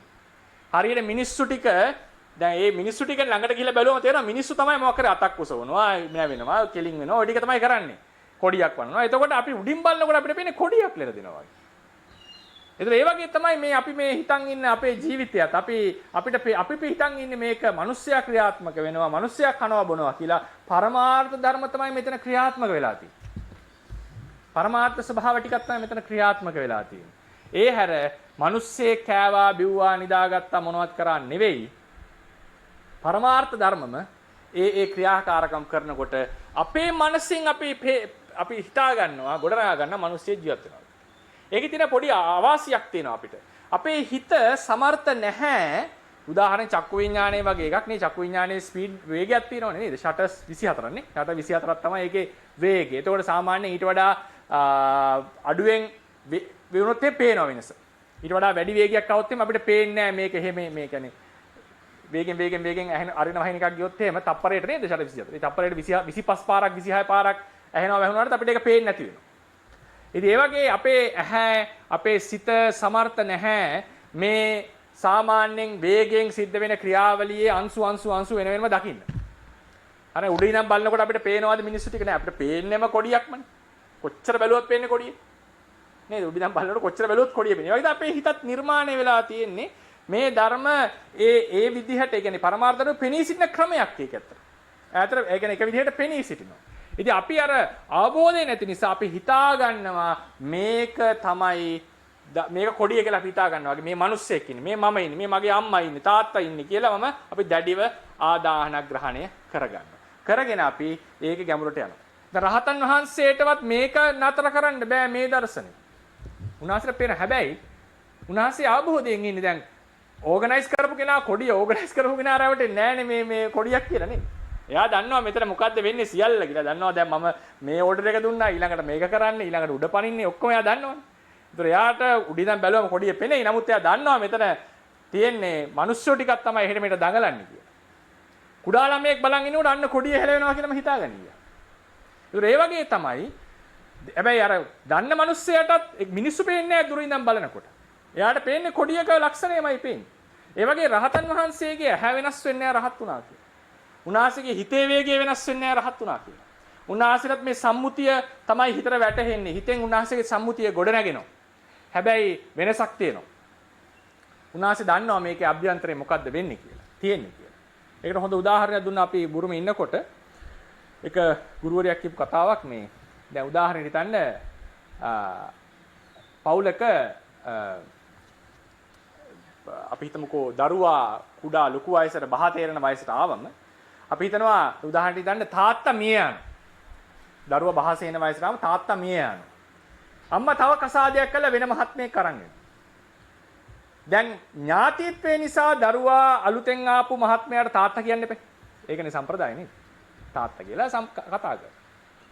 හැබැයි එයා අභ්‍යන්තරයෙන් දන්නවා මේ මගේ නියම තාත්තා නෙවෙයි කියලා. ඒ වගේ තමයි රහතන් වහන්සේ කෙනෙක් බුදුවරයෙක් සම්මුතිය ව්‍යවහාර කරනවා, සම්මුතිය දකිනවා, සම්මුතිය පේනවා උන්වහන්සේට.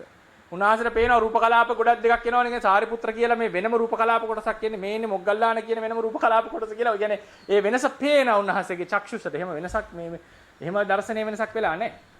හැබැයි උන්වහන්සේ දන්නවා ආමන්ත්‍රණය කරනවා සාරිපුත්‍ර මොග්ගල්ලාන කියලා. හැබැයි දන්නවා මෙතන ඇතුලේ වෙන මෙකැනිසම් එක මොකක්ද කියලා. ක්‍රියාවලිය කවරක්ද කියන එක උන්වහන්සේ අවබෝධ කරගෙන ඉන්නවා. ඒ නිසා ඒ අවබෝධයෙන් තමයි කටයුතු කරන්නේ. ඒකෙන් මට කියන්න ඕනුනේ අපි මේ හිතන් ඉන්න මිනිස්සයා, ජීවියා, සත්වයා මම කියලා හිතන් ඉන්න දෙය පරමාර්ථ ධර්මවල එකතුවක්. ඒ පරමාර්ථ ධර්මයි මේ ක්‍රියාත්මක වෙන්නේ. පරමාර්ථ ධර්ම තමයි වැඩ. ඒකට පේනවා අපිට මිනිස්සෙක් යනවා වගේ, මිනිස්සෙක් කනවා, බොනවා, නිදා ගන්නවා, කතා කරනවා වගේ අපිට පේනවා. නමුත් පරමාර්ථ ධර්මමයි මෙතන ක්‍රියාත්මක වෙවි පවතින්නේ. ඒක ඊටාම වැදගත් කරුණක්. ඉතින් අපි අද කතා කරා කරුණු කීපයක්ම පරමාර්ථ ධර්මිය යනු තවත් සහජාත ධර්ම සමග හටගන්න ධර්ම සමූහයක්. ඒ වගේම ඒවා සාමාන්‍යයෙන් පංචේන්ද්‍රියට, ෂඩේන්ද්‍රියට ගෝචර වෙන ධර්ම සමූහයක්. ඊළඟට ඒ පරමාර්ථ ධර්මයෝ අපි නුවණින් විමසාගෙන යනකොට අපිට බෙදාගෙන නුවණින් විමසාගෙන බෙදාගෙන යනකොට බෙදිය නොහැකි අවසාන ධර්මය තමයි පරමාර්ථ ධර්මයෝ. ඒතකොට ඒකෙන් අපි තේරුම් ගන්නවා ප්‍රඥප්තිය පරමාර්ථය නිසා හැදිච්ච එකක් නෙවෙයි, අපි හිතෙන් ගොඩනගාගත් එකක්. පරමාර්ථය තියෙන ආකාරය දැකලා ඊට පස්සේ පරමාර්ථ ධර්මයන් යනු ද්‍රව්‍ය නෙවෙයි, ස්වභාව ටිකක්. ඒවට Tamanටම ආවේනිච්ච ලක්ෂණයක් කෘත්‍යයක් කියලා එකක් තියෙනවා. ඒ වගේ පරමාර්ථ ධර්ම අපි චිත්තචෛසික රූප වශයෙන් සංඛ්‍යා වශයෙන් අපි තේරවාදීන් හැටියට සංඛ්‍යා ගණනය කරනවා. සමහර නිකායවල මේ සංඛ්‍යා වෙනස්. ඊට පස්සේ ඒ පරමාර්ථ ධර්මයන්ට තියෙනවා ද්විතීක ලක්ෂණ සහ ද්විතීක කෘත්‍යයන්. අවසාන වශයෙන් අපි කිව්වා පරමාර්ථ ධර්මයයි ස්වභාවයයි ලක්ෂණයයි එකක්මයි දෙකක් නෙවෙයි කියන එක. ඊළඟ දවසේ මම කතා කරනවා ඊළඟ දවසේ අපි කතා කරන්නේ මේ පරමාර්ථ ධර්මයන්ගේ පැවැත්ම කොහොමද අපි තේරවාදීන්ගේ හැටියට බුද්ධ දේශනාවට අනුව කතා කරන්න කියන එක. මොකද මම මේකට ආරම්භයක් අරගෙන විතරක් නවත්තන්නම් වෙලාව කාල වෙලා එක්ක යන හින්දා. මොකද මේ මාතෘකාව පටන් ගත්ත ඊළඟට තියෙන එක තමයි අපි පෙළගස්සලා තියෙන්නේ සංකත ලක්ෂණයට එන්න කලින්. දැන් අපි කිව්වා මේ පරමාර්ථ ධර්මය විද්‍යමානයි කියන අපි නැවත කියනවානේ. පරමාර්ථ ධර්මය හට ගන්න ධර්මය. ඊට පස්සේ ඒවා ෂඩේන්ද්‍රියට ගෝචරයි. බෙදාගෙන ගියාම තවත් බෙදින්න නොහැකි ධර්මය නුවණින්. ඊට පස්සේ ඒවාටම ආවෙනිච්ච ස්වභාවයක් තියෙනවා. ඒවාට ආවෙනිච්ච ලක්ෂණ තියෙනවා. කෘත්‍යයන් තියෙනවා. ඒවා මෙච්චර සංඛ්‍යා වශයෙන් අපි ගණනය කරනවා තේරවාදීන් වශයෙන්. ධර්මයේ ඒ ද්‍රව්‍යයක් නෙවෙයි ගති ස්වභාවයක්. පරමාර්ථයයි ගති ස්වභාවයයි දෙකම එකයි. නේද? ගතියම තමයි පරමාර්ථය කියලා කිව්වා. එතන මේ හැමතැන අපි කතා කරලා තියෙන්නේ මේකේ විද්‍යමානත්වය අපි කතා කරලා තියෙනවා.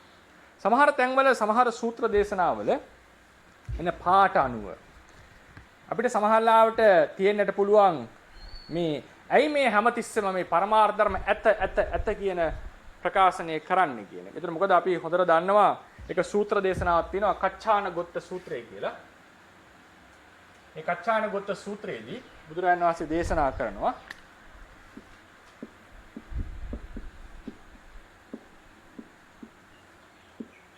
මම මේක දීර්ඝ විස්තර කරන්න යන්නේ නැහැ. හෙට දවසේදී මේක සම්බන්ධයෙන් අපි විස්තරයක් සිද්ධ කරනවා. කොහොමද පරමාර්ථ ධර්මය විද්‍යමානයි කියන එක අපි ත්‍රිපිටක ධර්මයේ ඇසුරෙන් තේරුම් ගන්න කියලා. පච්චාන ගෝත්‍ර සූත්‍රයේදී එක සූත්‍රය කියාගෙන යනකොට අවසාන ඡේදයේ අවසානයේදී අපිට හම්බ වෙනවා අත්තේති කච්චාන ඒකවන්තෝ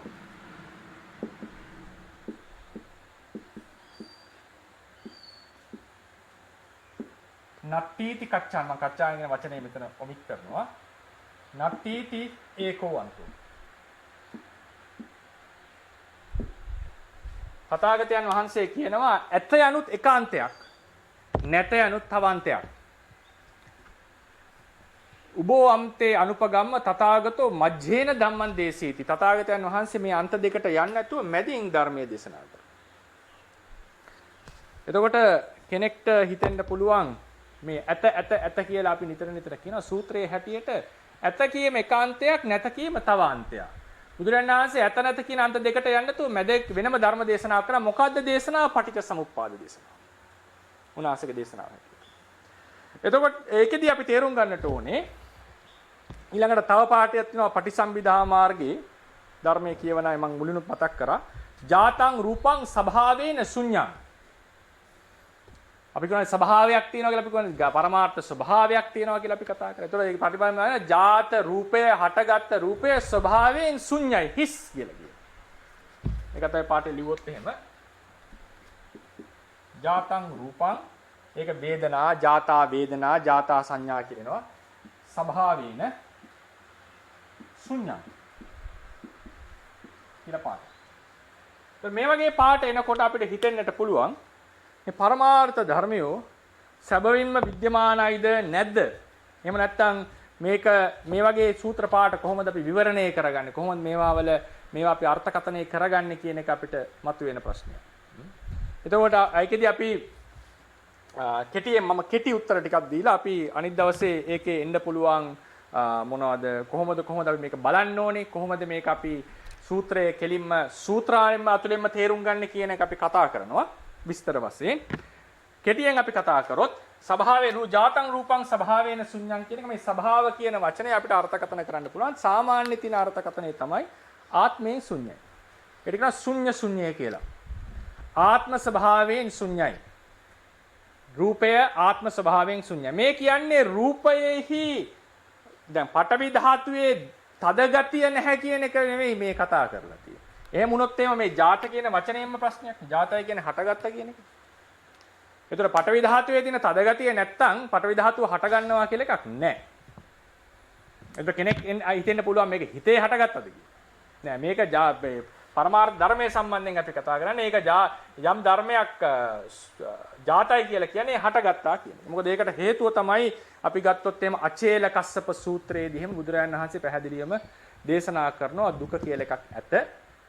ඊට පස්සේ අපි දුක කියන එක බොහෝ සූත්‍රවලදී අපි සමාන කරනවා පංච උපාදානස්කන්ධයට. ඒක ව්‍යාකරණානුකූලව බැලුවම පංච උපාදානස්කන්ධා දුක්ඛා. ඒක තියෙන සමානාධිකරණ වශයෙන්.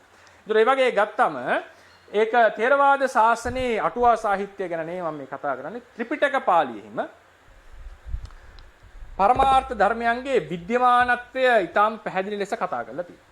ඊළඟට මේක තමයි ගොඩක් මේන ප්‍රශ්නයක් අපිට සමහරලාට අත්ථීති ඒකවන්තෝ නත්ථීති. ඇත යනු එකාන්තයක් නැත යනු එකාන්තයක්. මැදින් ධර්මයේ දේශනා. ඒකට මතක තියාගන්න මුලින්ම අවසන් කරනවා විනාඩි කිහිපයකින්.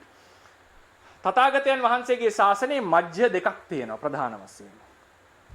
ඒ කියන්නේ ප්‍රතිපත්තියේ මධ්‍යයක් තියෙනවා. ප්‍රතිපත්තියේ මධ්‍යයේ මැද. ඒ කියන්නේ ධම්මචක්ක සූත්‍රයේ චක්මචක්කප්පවත්තන සූත්‍රයේ දේශනා කරේ. අත්ත කිලමතානුවා යෝගේ කාන්තයක්, කාමසුකල්ලිකානු යෝගේ තවාන්තයක්, මධ්‍යම ප්‍රතිපදාව මැදාන්තය.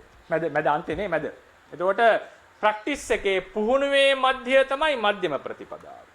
අධික ලෙස කාමයේ මුක්ති විඳින්මින් සැප විඳීම කියන එක කාන්තයක්, ශරීරයට දුකින් මිදීමට දැඩි දුක් දීම තවාන්තයක්, සීල සමාධි ප්‍රඥා ගුණයන් පුහුණු කිරීම තමයි නියම ප්‍රතිපදාව. දාර්ශනික වශයෙන් මධ්‍යයක් තියෙනවා. යාර පුහුණු වශයෙන් අර මධ්‍ය කිව්ව අන්ත දෙක පුහුණුවේ අන්ත දෙකයි පුහුණුවේ නිවැරදි පුහුණුව. දාර්ශනික වශයෙන් තියෙන අන්ත දෙක තමයි ආත්මයක් සදාතානිකව ඇත.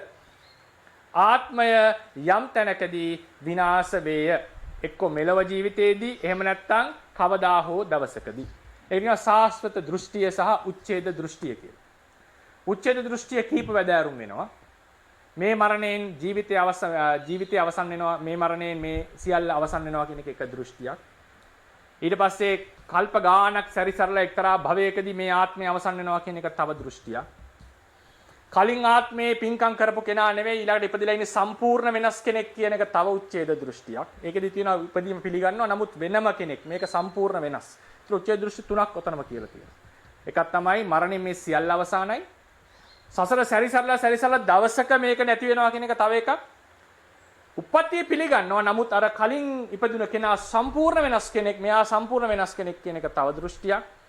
ආත්මයක් පිළිගන්නේ නැතුව ධර්ම પરම්පරාවක් පිළිගන්නවා. ඒක යම් වෙලාවක නිබේම විනාශයටපත් වෙනවා කියන එක තව උච්ඡේද දෘෂ්ටියක්. උච්ඡේද දෘෂ්ටි වර්ග කිහිපයක් අපේ ශාසනයේ පේනවා. එතකොට මෙසේ ගණනය කිරීම ඒකාන්තයක්. මොකද හේතුව සත්වයා ඉඳලා අපි තුන් පළවෙනි එක ගත්තොත් එimhe සත්වයා ගිහිල්ලා මරණයෙන් කෙලවර වෙනවා. ආත්මේ විනාශ වෙනවා. ඒක ඒකාන්තයක්.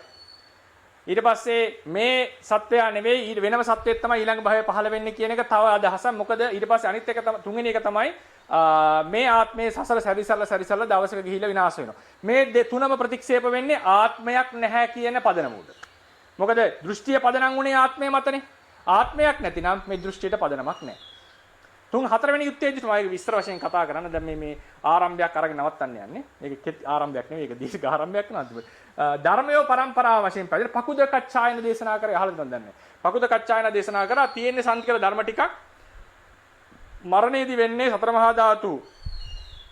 මහා ධාතු වලට එකතු වෙලා සුඛ දුක්ඛ ජීවේ ආකාශයට එකතු වෙනවා. එතනින් එහාට මොනවත් නැහැ. දැන් අපි අද ගත්තොත් එහෙම සෛල වලින් නම් සම්පූර්ණයෙන් සත්වයා ක්‍රියාත්මක වෙන්නේ මරණයත් එක්කම විනාශ වෙන DNA එක විතරයි තමන්ගේ දරුවන්ට ඉතිරි වෙලා යන්නේ. ඒ වගේ එකක් වැටෙන්නේ ආත්ම කතාවකින් නෙවෙයි ධර්මවල අවසානයේ උච්ඡේදයක් විනාශයක් ගැන කතා කරනවා. එතන ප්‍රතික්ෂේපිත වෙන්නේ හේතු ඇති කල්ලි ධර්ම හට ගන්නවා කියන තැනින්. ඒක නතර වෙන්නේ නැහැ. හේතු ඇති කල්ලි ධර්ම දිගින් දිගට පවතින. ඒ නිසා උච්ඡේද දෘෂ්ටි හතරම බුදු ශාසනයේ ප්‍රතික්ෂේපිතයි. සාස්වත දෘෂ්ටිය කියලා කියන්නේ සදාතනික ආත්මයක් මෙතන හැමදාම තියෙනවා. ඒක කුරුල්ලෙක් වගේ ගහෙන් ගහට යනවා. ඒක සමහරලාවට ඕනනම් තවත් ශාස්ත්‍ර දෘෂ්ටිය ලෙස ගන්න පුළුවන් ආත්මයට අමතරව මොන හරි ධර්ම ටිකක් නොවෙනස්ව යනවා කියලා. ඒක හරි කලාතුරකින් එන්න පුළුවන් දෘෂ්ටියක්. නමුත් අපි සාමාන්‍යයෙන් ගන්න මෙතන තියෙන ආත්මය භවයෙන් භවයට නිතරම සංක්‍රමණය වෙනවා කුරුල්ලෙක් ගහෙන් ගහට යනවා. මේ දෙකටම ප්‍රතික්ෂේපව දේශනා කරපු දේශනාව තමයි පටිච්ච සමුප්පාද දේශනාව. සත්වයක් නැහැ පුද්ගලයෙක් නැහැ පවතින්නේ ධර්ම ටිකක්. ඒ ධර්ම පවතින්නේ කෙසේද? හේතු ඇති කල්ලි අවිද්‍යාව ඇති කල්ලි සංස්කාර ඇති කල්ලි විඥාන ඇති කල්ලි නාම රූප මේ ආදී ලෙස මේ પરම්පරාව දිගින් දිගට යනවා. මරණයෙන් කෙලවර වෙන්නේ භවයේ ඇති කල්හි ජාතිය ඇති කල්හි ජරා මරණ ආදී ලෙස මේ පටිච්චසමුප්පාද પરම්පරාව දිගින් දිගට යනවා. එතකොට ඒ අත්ථීති ඒකවන්තෝ නත්ථීති ඒකවන්තෝ කියන එක ඒකෙදී ඇත සහ නැත කියලා බුදුරජාණන් වහන්සේ ප්‍රතික්ෂේප කරලා තියෙන්නේ සදාතනික ආත්මය සහ මරණින් මත්තේ විනාශ වන්නා වූ ආත්මය. එහෙම නැත්නම් අර උච්ඡේද ලෙස විනාශ වන්නා වූ ධර්මය. ඔය නත්ති කියන එකේ අර්ථ දෙකක් තියෙනවා. ආත්මයක විනාශය, ධර්මයක සම්පූර්ණ උච්ඡේද, ධර්ම પરම්පරාවක උච්ඡේදය.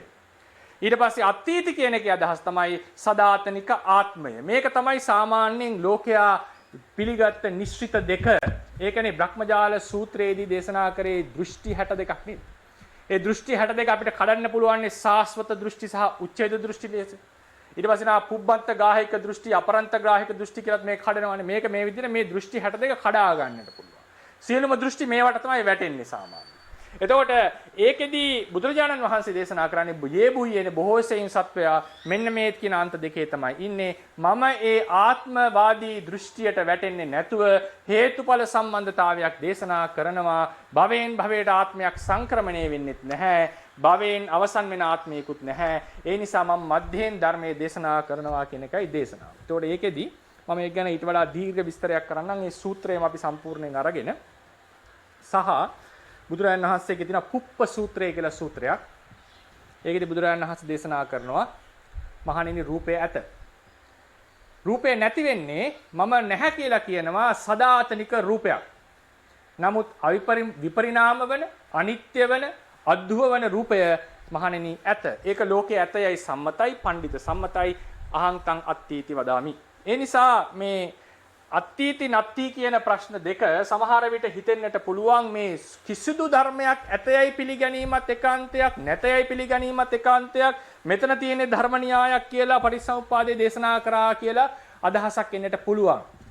ඒක සාධාරණයි නේද? සමහර නිකායවලට දැන් අපි කියන්නේ මාධ්‍යමික විඥානවාදීන් තිබුණේ විඥානේ විතරයි. අනිත් සියල්ලම සිතෙන් ගොඩනගාගත්තා. ස්කෙප්ටිසම් ගෙනාපු බටහිර දාර්ශනිකයා හිටියටත් ඒ කියන්නේ සංසේවාදය කියලා අහලා තියෙක සංසේවාදය කියන එකෙත් කරේ මේ සියල්ල සිතේ නිර්මාණයක්. ඒක විඥානවාදයට බොහෝ සෙයින් සමානයි. මාධ්‍යමික යුගයේදී මාධ්‍යමික බෞද්ධ දාර්ශනිකයෝ කිව්වා විඥානයක් නෑ, සියල්ල ශූන්‍යයි. ස්වභාවේන ශුන්‍යං රූපං ස්වභාවේන ශුන්‍යං කියන්නේ රූපයක් කියලා එකක් නැත. තේරවාදීන් ඉන්නේ එතන නෙවෙයි. මේ ධර්මයෝ විද්‍යමානයි. මොහොමන්ටරිය ශනික විද්‍යමානත්වයක් තියෙන්නේ. ඒවායේ අවිද්‍යමානත්වයේ කතා මේ විද්‍යමාන නැහැ කියලා කියන්නේ නැහැ. ඒ ධර්මයන්ගේ විද්‍යමානත්වය පිළිගන්නවා. අපි ඒ කියන්නේ ථේරවාදීන්ගේ පිළිගන්නේ නැත්තේ විද්‍යමාන ආත්මයක විද්‍යමානත්වය පිළිගන්නේ නැහැ. ඒ වගේම නিত্য රූපයක විද්‍යමානත්වයක් පිළිගන්නේ නැහැ. ඊළඟට ඒ රූප ධර්මයෝ ආත්ම ස්වභාවයෙන් යුක්තයි කියන එක පිළිගන්නේ නැහැ. ඒක ගැන අපි මම කෙටි හැඳින්වීම පොඩි විස්තරයක් කරේ. අපි ඒක ගැන ඊළඟ පාඩමේදී කතා කරනවා. ඊට පස්සේ අපි රූපයේ ඒ සංකත පරමාර්ථ ධර්ම වල තියෙන සංකත ලක්ෂණ ආදී ගැන කතා කරලා අපි ඉදිරි පාඩම් වලට යනවා. ඉතින් මම පාඩම අවසන් කරනවා. ප්‍රශ්න අහන්න තියෙනවා නම් අවස්ථාව ලබා දෙනවා. ප්‍රශ්න අසන්නට.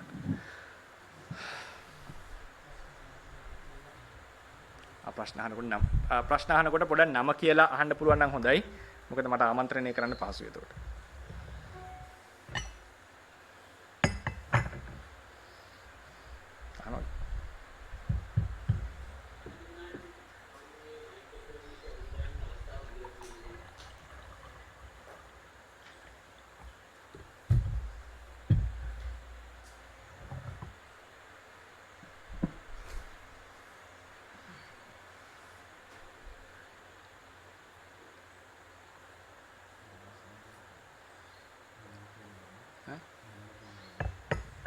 Kian nෑ වර්ෂ නෑ කිය ඒ කියන්නේ ප්‍රශ්නයක් නෑ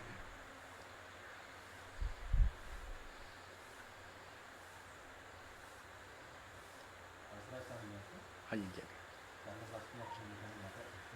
tie හයියෙන් කියන්නේ ලක්ෂණයක් තියෙනවා අනිත් එක කනක් කියලා මේ ලක්ෂණට අයිති නොවු ධර්ම කිසිවක් දකින්න ගන්න තියෙනවා ඒ කියන්නේ ත්‍රිලක්ෂණයට අයිති නොවු ධර්ම ත්‍රිලක්ෂණයට අයිති නොවු ධර්ම ටික. විසානසික ප්‍රශ්නේ ත්‍රිලක්ෂණය කියලා ගන්නවා. ත්‍රිලක්ෂණයට අයිති නොවු ධර්ම ටික.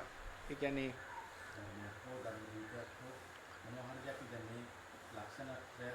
ඔව්. අපි දන්න විදිහට සම්ම ධර්මතාවයට පොදු කියලා කියනවා. ඔව්. ඒකෙන් බාහිරව යම් ලංකාවක් මම කියනවා. ප්‍රශ්නේ ඇහෙන්නේ නැතුව තියෙන මම රිපීට් කරන්න. අපේ ස්වාමීන් වහන්සේ ප්‍රශ්නය අහනවා. අපි රඹුක්කන ධම්මවංශ ස්වාමීන් මේ හොඳ ප්‍රශ්නයක්. මේ අපි කිව්ව දැන් පරමාර්ථ ස්වභාවය ටිකක් තියෙනවා කියලා අපි කතා කරන්නේ. පරමාර්ථ ස්වභාවය ටිකක් තියෙනවා.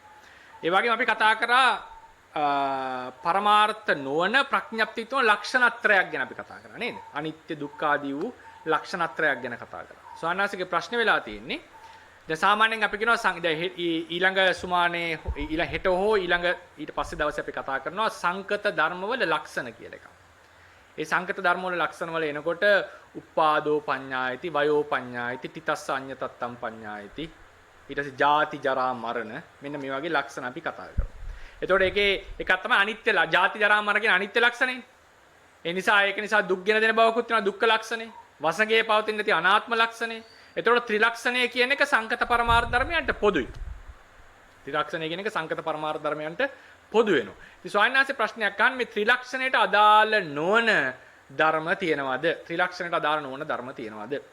ඒකෙදි අපි එන්නට ඕනේ. ඒ කියන්නේ සංකත දැන් ඊයේත් ඔය ප්‍රශ්නේ අහුවා.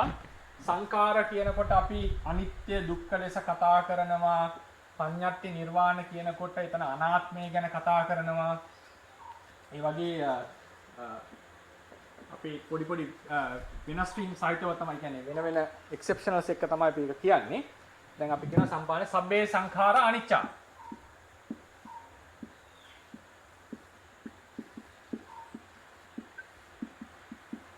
සබ්බේ සංඛාරා දුක්ඛා.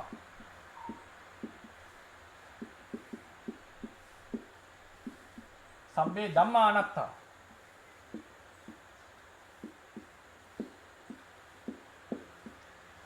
අපි සාමාන්‍යයෙන් කියන හේතු නිසා හටගන්න දේවල් සංස්කාර සංකත ධර්ම සංකත පරමාර්ථය තමයි සංස්කාර කියලා කියන්නේ. සංඛාර කියන පදෙන් ගන්න.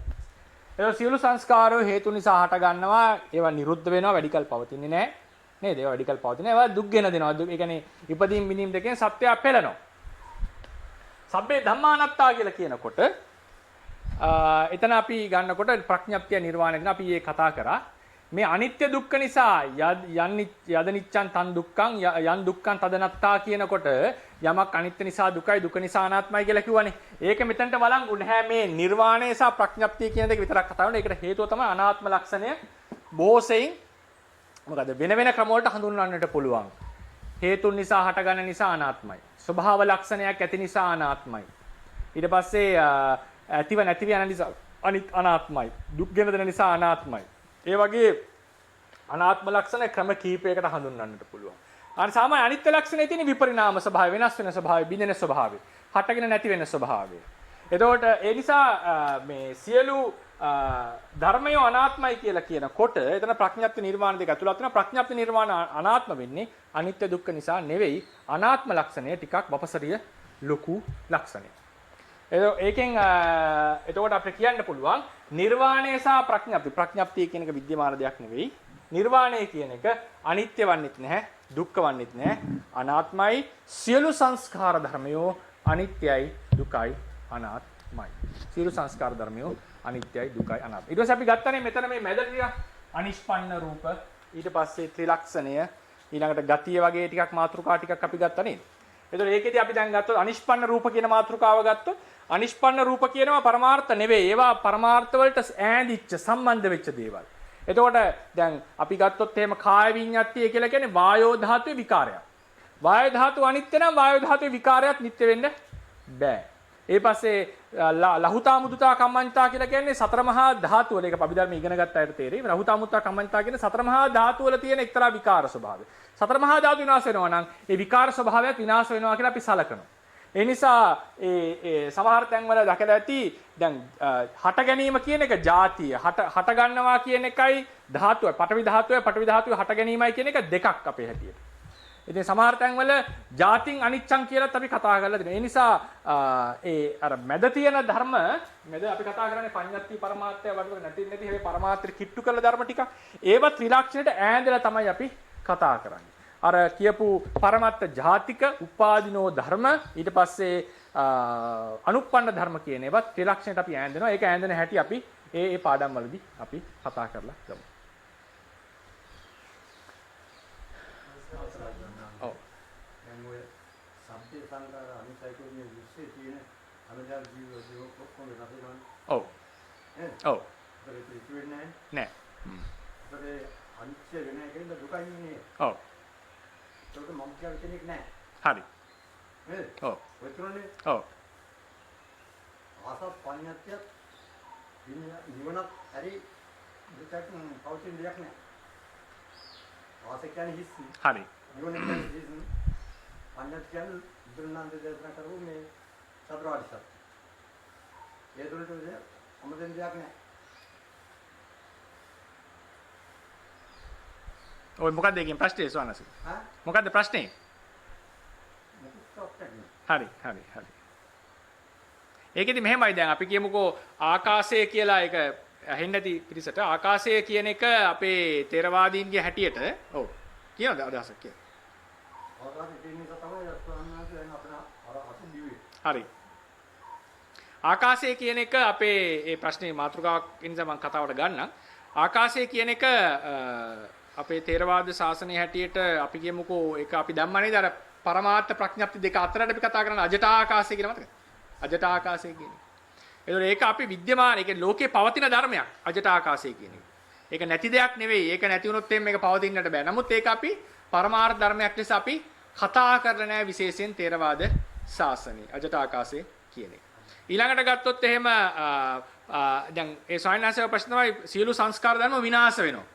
සියලු සංස්කාර ධර්ම විනාශ වෙනවා කියන සංස්කාර ධර්මෝ නැද්ද නෑ සංස්කාර ධර්ම විද්‍යමානයි සංස්කාර ධර්මෝ තියෙනවා සංස්කාර ධර්මෝ තියෙන්නේ ඊටාම සුළු මොහොතයි වෙනස් ඒ කියන්නේ ඒක හටගෙන වෙනස් වෙනවා හැබැයි සංස්කාර ධර්මෝ නැහැ කියන තැන ථේරවාදීන් ඉන්න අදහසක් නෙවෙයි මොකද මොමන්ටරි එක්සිස්ටන්ස් එකක් ඒ මොහොතේ පරමාර්ථ ධර්මෝ විද්‍යමානව පවතිනවා පරමාර්ථ ධර්මෝ විද්‍යමානව පවතිනවා ඇති වෙනවා නැති වෙනවා ඒක හරි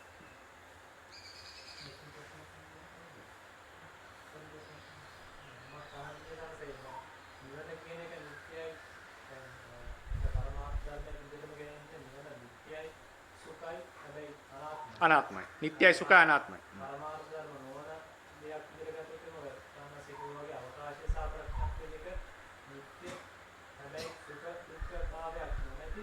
නමුත් අනාත්ම ධර්මතාව විදිහට ගන්නනේ මේ. ඒ කියන්නේ මමත් අහන්නේ කියලා. ඔව්. සාමාසික ප්‍රශ්න. එතකොට ඒකෙදී අවකාශයේ නිට්ටය ඒක තමයි මම කිව්වේ ඒක ථේරවාදීන්ගේ හැටියට අපිට විස්තර කරගන්න අමාරු තැනක තියෙන්නේ. නිට්ටය වෙන්න පුළුවන් ක්‍රම දෙකයිනේ. නිට්ටය වෙනවා කියලා කියන්නේ එක්ක හටගත්ත ධර්මයක් සදාතනිකව විනාශ නොවී තියෙනවා ඒක නිට්ටයයි. නැත්නම් හට ගැනීමක් නැතුව හැමදාම තියෙන ධර්මයේ නිට්ටයයි. දැන් නිවන කියන්නේ හට ගැනීමක් නැතුව සදාතනිකව තියෙන ධර්මයක්. බුදුරණන්සේ දේශනාවේ හටගත්ත ධර්මයක් සදාතනිකව තියෙන විදිහක් නැහැ ඒක විනාශ වෙනවාමයි. දැන් අවකාශය කියන එකත් සාමාන්‍යයෙන් වැටෙන්නට ඕනේ හට ගැනීමක් නැති හැමදාම පවතිනා වූ ධර්ම ස්වභාවයකට. නමුත් ඒක ගැන අපි ථේරවාද ශාසනයේ විශේෂයෙන් කතා කරලා නැහැ. කතා කරන. ඒකත් මේ මාතෘකාවේදී සින්ද තව ආකාශ රූපේ කියන ඔව් ආකාශ රූපය කියලා කිව්වේ දැන් අජට ආකාශය. ඔව්. ඔව්. ඔව් පරිච්ඡේද රූපේ කිව්වම ඒකේ ඒක හොඳ ප්‍රශ්නයක්. ඒක අපි ඉදිරියේදී කතා කරලා පරිච්ඡේද රූපේ කිව්වම පරිච්ඡේද රූපේ අර්ථකථන දෙකක් තියෙනවා අටුවා සාහිත්‍ය හැටියට. එකක් තමයි රූප කලාප දෙකක් අතර තියෙන පරතරය. සමහර රූප කලාප දින එකිනෙකට ගැටිලා. ඒවා මොනවද? අවකාශයක් නැතුව එකිනෙකට ගැටිච්ච රූප කලාප ගැන අටුවාවේ කියනවා. ඒතකොට ඒ වගේ තැන්වල පරිච්ඡේදය වෙන්නේ තමන්ගේ රූප කලාපේ ඉම තමයි එතන පරිච්ඡේදයට සහරකන්නේ. ඒ නිසා පරිච්ඡේද රූපය කියනකොට අර්ථ දෙකක් අපි දෙනවා. සාමාන්‍යයෙන් කතා කරන්නේ මේ දෙක අතරින් තියෙන ગેප් එක කියලා. ආකාශ රූපය කියවම ගන්න ગેප් එක විතරයි. එතකොට දැන් අපි ගත්තොත් මෙන්න අජට ආකාශය කියලා හිතා ගන්නකො. මේ අජට ආකාශයේ රූප කලාප දෙකක් හටගත්තා. මෙන්න මේ තියෙන ગેප් එකට අපි කියනවා ආකාශ රූපය කියලා. දැන් මේ ආකාශ රූපයයි අජට ආකාශයයි කියන දෙක එකක්ද දෙකක්ද? දැන් මේක ස්වභාවයෙන්ම තිබ්බන අජට ආකාශය. මේ අජට ආකාශයේ තිබ්බ අජට ආකාශයේ රූප කලාප දෙකක් හටගත්තම ඒ හිදස රූප කලාපය හටගන්න කලින් තිබ්බේ නැද්ද? තිබ්බනේ. තිබ්බ දෙයමයි. ඒ නිසා අජට ආකාශයයි ආකාශ ධාතුවයි අපි විමසුවාම වෙනම ධර්ම දෙකක් නෙවෙයි එකම ධර්මය. නමුත් අපේ ධර්මයේ හැටියට මේ රූප කලාපවල තියෙන පරතරය ලෙස වෙනම දක්වන්නේ. හේතුව මොකද ආකාශ ධාතුව අපි වෙනම ගත්තේ ඇයි? මේ රූප ටික සතත නැහැ කියන එක පෙන්눔 කරන්නේ. එකම දෙයක් නෙවෙයි. මේවා වෙන වෙන ධර්ම වෙන වෙනම තියෙන ධර්ම කියලා පෙන්වන්න තමයි ආකාශ ධාතුව කියන එක වෙනම කතා කරලා තියෙන්නේ. අජටාකාශයේම තමයි ආකාශ ධාතුව. ඒ අජටාකාශයේ හිස්ව තිබුණා. ඒකේ රූප කලාප දෙකක් හට ගන්නකොට ඒ දෙක අතර පරතරයට කිව්ව ආකාශ දවපේ. කලින් තිබිච්ච අජටාකාශයම නෙමෙයි. අලුතෙන් හටගත්තේ නෑ නේ ගැප් එක. කලින් තිබිච්ච හිස් බවම තමයි. වෙනස උනේ හිස් භවයේ තැන් දෙක රූප දෙකක් හටගත්තම ඒ දෙක අතර තිබ්බ ගැප් එකට ආකාශ ධාතුව කියලා කියනවා. එතකොට සාමාන්‍යයෙන් මේ රූප කලාප දෙක ඉපදලා බිඳිනකොටත් මේක නැති වෙලා යනකොට මේ රූප කලාප අතර තිබෙච්ච පරතරයක් නැති වෙනවා වගේ කෙනෙක්ට අදහසක් ගේන්නට පුළුවන්. නමුත් සාමාන්‍යයෙන් මේක ආකාශ ධාතුව කියන එක අනිත්‍ය දුක්ඛ අනාත්ම කියන ත්‍රිලක්ෂණයට අපි නංවන්නේ නැහැ. සාමාන්‍යයෙන් අර රාහුල වාද සූත්‍රයේ දිට තියෙන්නේ ආකාශ ධාතුව ලෙස භාවනා කරන්න කියලා නේ. ආකාශ ධාතුව ලෙස සලකා බලලා ආකාශ ධාතුව කිසි තැනක ප්‍රතිෂ්ඨා වෙලා නැහැ වගේ කිසිම ධර්මයක ප්‍රතිෂ්ඨාවටපත් නොවි භාවනාව සිද්ධ කරන්න කිය තමයි දේශනා කරලා තියෙන්නේ. ඒ නිසා මේ අජටාකාශය කියන එක තේරවාදීන් පිළිගන්න එකක්. ඒකේ තමයි මේ සියලු ධර්මයන් හටගන්නේ. ඒකේ ආරම්භයක් අවසානයක් ගැන අපි කතා කරන්නේ නැහැ. බිග් බෑන් තියරි එකට වඩා වෙනස් තේරවාදීන්ගේ අදහස. ඒ නිසා ඒක ගැන අපි සාමාන්‍යයෙන් ඒක අනාත්ම ධර්මයක්. නිත්‍ය ඒක හැබැයි නිත්‍ය ධර්මයක් කියනකොට නම් ඒක අවකාශයේ හැමදාම තිබුණයි කියලායි සාමාන්‍ය තේරවාද ශාසනයේ තියෙන්නේ. කියන්නේ ඇහෙන්නේ නැහැ මට. වැඩි කරන්න. වැඩි කරන්න.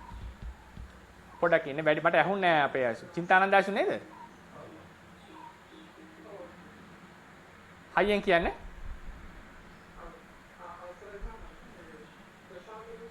ඔව් මට ඇහෙන්නේ නැහැ කියන්නේ පොඩ්ඩක් ළඟට ඇවිල්ලා කියන්න පුළුවන්ද මයික් එකේ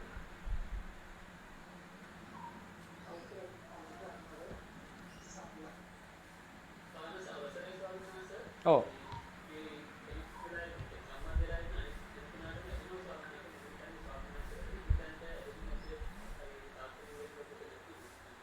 ආපහු කවුරු හරි රිපීට් කරන්න හරි ප්‍රශ්නේ. නාගිත කියවන හරි.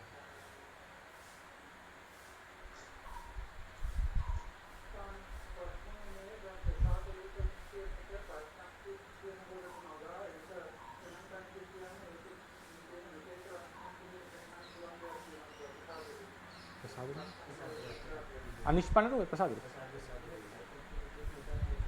ප්‍රඥාත් ප්‍රසාද රූප ප්‍රඥප්තිය නොදා තියෙන්නේ. අනිෂ්පන්න රූපද ප්‍රසාද රූපද?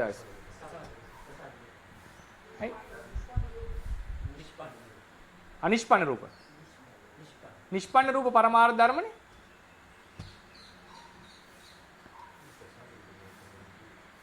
මයිට අනිෂ්පන්න රූප ගැන නේද අහන්නේ? ඈ?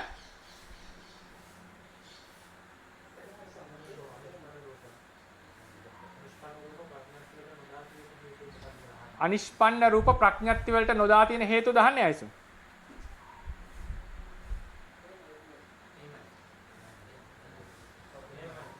අනිෂ්පන්න අපි කියන්නේ අනිෂ්පන්න ප්‍රසාද රූප පරමාර්ථ කොට වැටෙන්නේ. අනිෂ්පන්න රූප කියන එක අපි ගත්තනේ පරමාර්ථත්ව වන ප්‍රඥප්තිත්ව වන අතර තියෙනවා කියලා අපි ගත්තනේ අනිෂ්පන්න රූප කියන එක.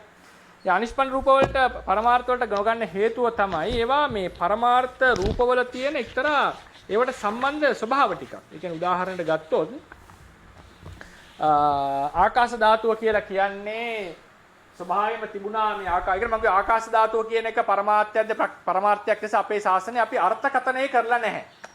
ඒ නිසා ඒක එහෙම කතා කරලා නැහැ. එතකොට ඒක අලුතෙන් මේ රූප කලාප දෙයක් හට ගන්නකොට ඒ කලින් තිබ්බ අජටාකාශයේම ગેප් එක තමයි ඒ තිබිච්ච හිඩස් තමයි ආකාශ ධාතුව කියලා කියන්නේ. කාය විඤ්ඤාතිය වචී විඤ්ඤාතිය ගත්තම කාය විඤ්ඤාතිය තේරවාදීන්ගේ හැටියට ක්‍රියාවක් කරන්න යනකොට හටගන්න වායෝ ධාතුවේහි වායෝ ධාතුව හටගන්නේ ඒ වායෝ ධාතුවට සිතෙන් වෙච්ච බලපෑම තමයි කාය විඤ්ඤාතිය කියන්නේ. සිත අනුව වායෝ ධාතුව හැසිරෙනවා. ඒතර වායෝ ධාතුවට යම් බලපෑමක් වෙනවා. ඒක ඉම්ප්‍රින්ට් එකක් වෙනවා. සිතේ ඉම්ප්‍රින්ට් එකක් වායෝ ධාතුවේ. ඒ වෙනස විකාරය තමයි කාය විඤ්ඤාතිය. වචනයක් කතා කරනකොට සිතෙන් වෙච්ච පඨවි ධාතුවේ වෙච්ච බලපෑම තමයි වචී විඤ්ඤාතිය. සතර මහා ධාතු වලම තිබිච්ච සැහැල්ලු බව, රළු බව, ඒ වගේ දෙයක් තමයි ලහුතා, මුදුතා, කම්මඤ්ඤතා කියන එක හඳුන්වලා තියෙන්නේ. ඊට පස්සේ උපචේසන්තේ ජරතා අනිච්චතා කියලා කියන්නේ සතර මහා ධාතු වල හට ගැනීම, දිරීම, බිඳීම. ධාතුව සහ ධර්මයක් සහ ධර්මයක හට ගැනීම කියන එක දෙකක්. ධර්මය කියන්නේ ස්වභාව ලක්ෂණ යුක්ත දෙයක්. හට ගැනීම කියන්නේ ඒක නොතිබී අලුතෙන් පහළ වීම. තිබිලා සම්පූර්ණයෙන් විනාශ වීම. ඒ නිසා ලක්ෂණ රූප හතර සැබවින්ම කෙලින්ම පරමාර්ථ වලින් පරමාර්ථ වලට සම්බන්ධයි. පරමාර්ථ වලින් අන්‍ය වෙච්ච ධර්මයක්. ඒ නිසා තමයි ඒවා පරමාර්ථ ගොඩට යන්නේ නැති. පඤ්ඤාති නොවෙන්න හේතුව මොකද්ද? ඒවා විද්‍යමාන ඒවා එක විදිහකට ඒවා නැහැම කියන්න සුදුසු නැහැ. ඒක නිසා තමයි මම අර පංචවිධ නෙය්‍ය මණ්ඩලය කතා කරද්දී පංචවිධ නෙය්‍ය මණ්ඩලය ගැන කියනකොට අපි කියන්නේ සංඛාර, විකාර, ලක්ෂණ, පඤ්ඤාති, නිර්වාණ කියලා කැඩුවේ. ඒක නෙය්‍ය මණ්ඩලය. පහට කැඩෙනවා. සංඛාර කියලා කියන්නේ හේතු නිසා හටගන චිත්තයිසික රූප ධර්ම. ප්‍රඥප්තිය කියන්නේ හිතින් ගොඩනගාගත් අදහස. නිර්වාණය කියන්නේ අසංකත ධාතුව. ලක්ෂණය කියලා කිව්වා මේකට වැඩිනවා ලක්ෂණ රූප හතර. අනිත්‍ය ලක්ෂණය, දුක්ඛ ලක්ෂණය, අනාත්ම ලක්ෂණය. මේවට ලක්ෂණ කියන මාතෘකාව යටතට. ඊට පස්සේ විකාර කියලා ගන්නට වැටෙන්නේ කාය විඤ්ඤාතිය, වචී විඤ්ඤාතිය, ලහුතා, මුදුතා, කම්මඤ්ඤතා කියන රූප පහ අපි වැටෙනවා විකාර කියන කොටසට. හේතුව මොකද? ඒවා මේ සංස්කාර ධර්මවලම තියෙන එක්තරා කියන්නේ මොඩිෆිකේෂන්ස්, එක්තරා යම් විකාර ස්වභාවයන් තමයි එතන හඳුන්වලා තියෙන්නේ. ඒ නිසා තමයි ඒක වෙනම ධර්මයක් ලෙස අරගෙන නැත්තේ.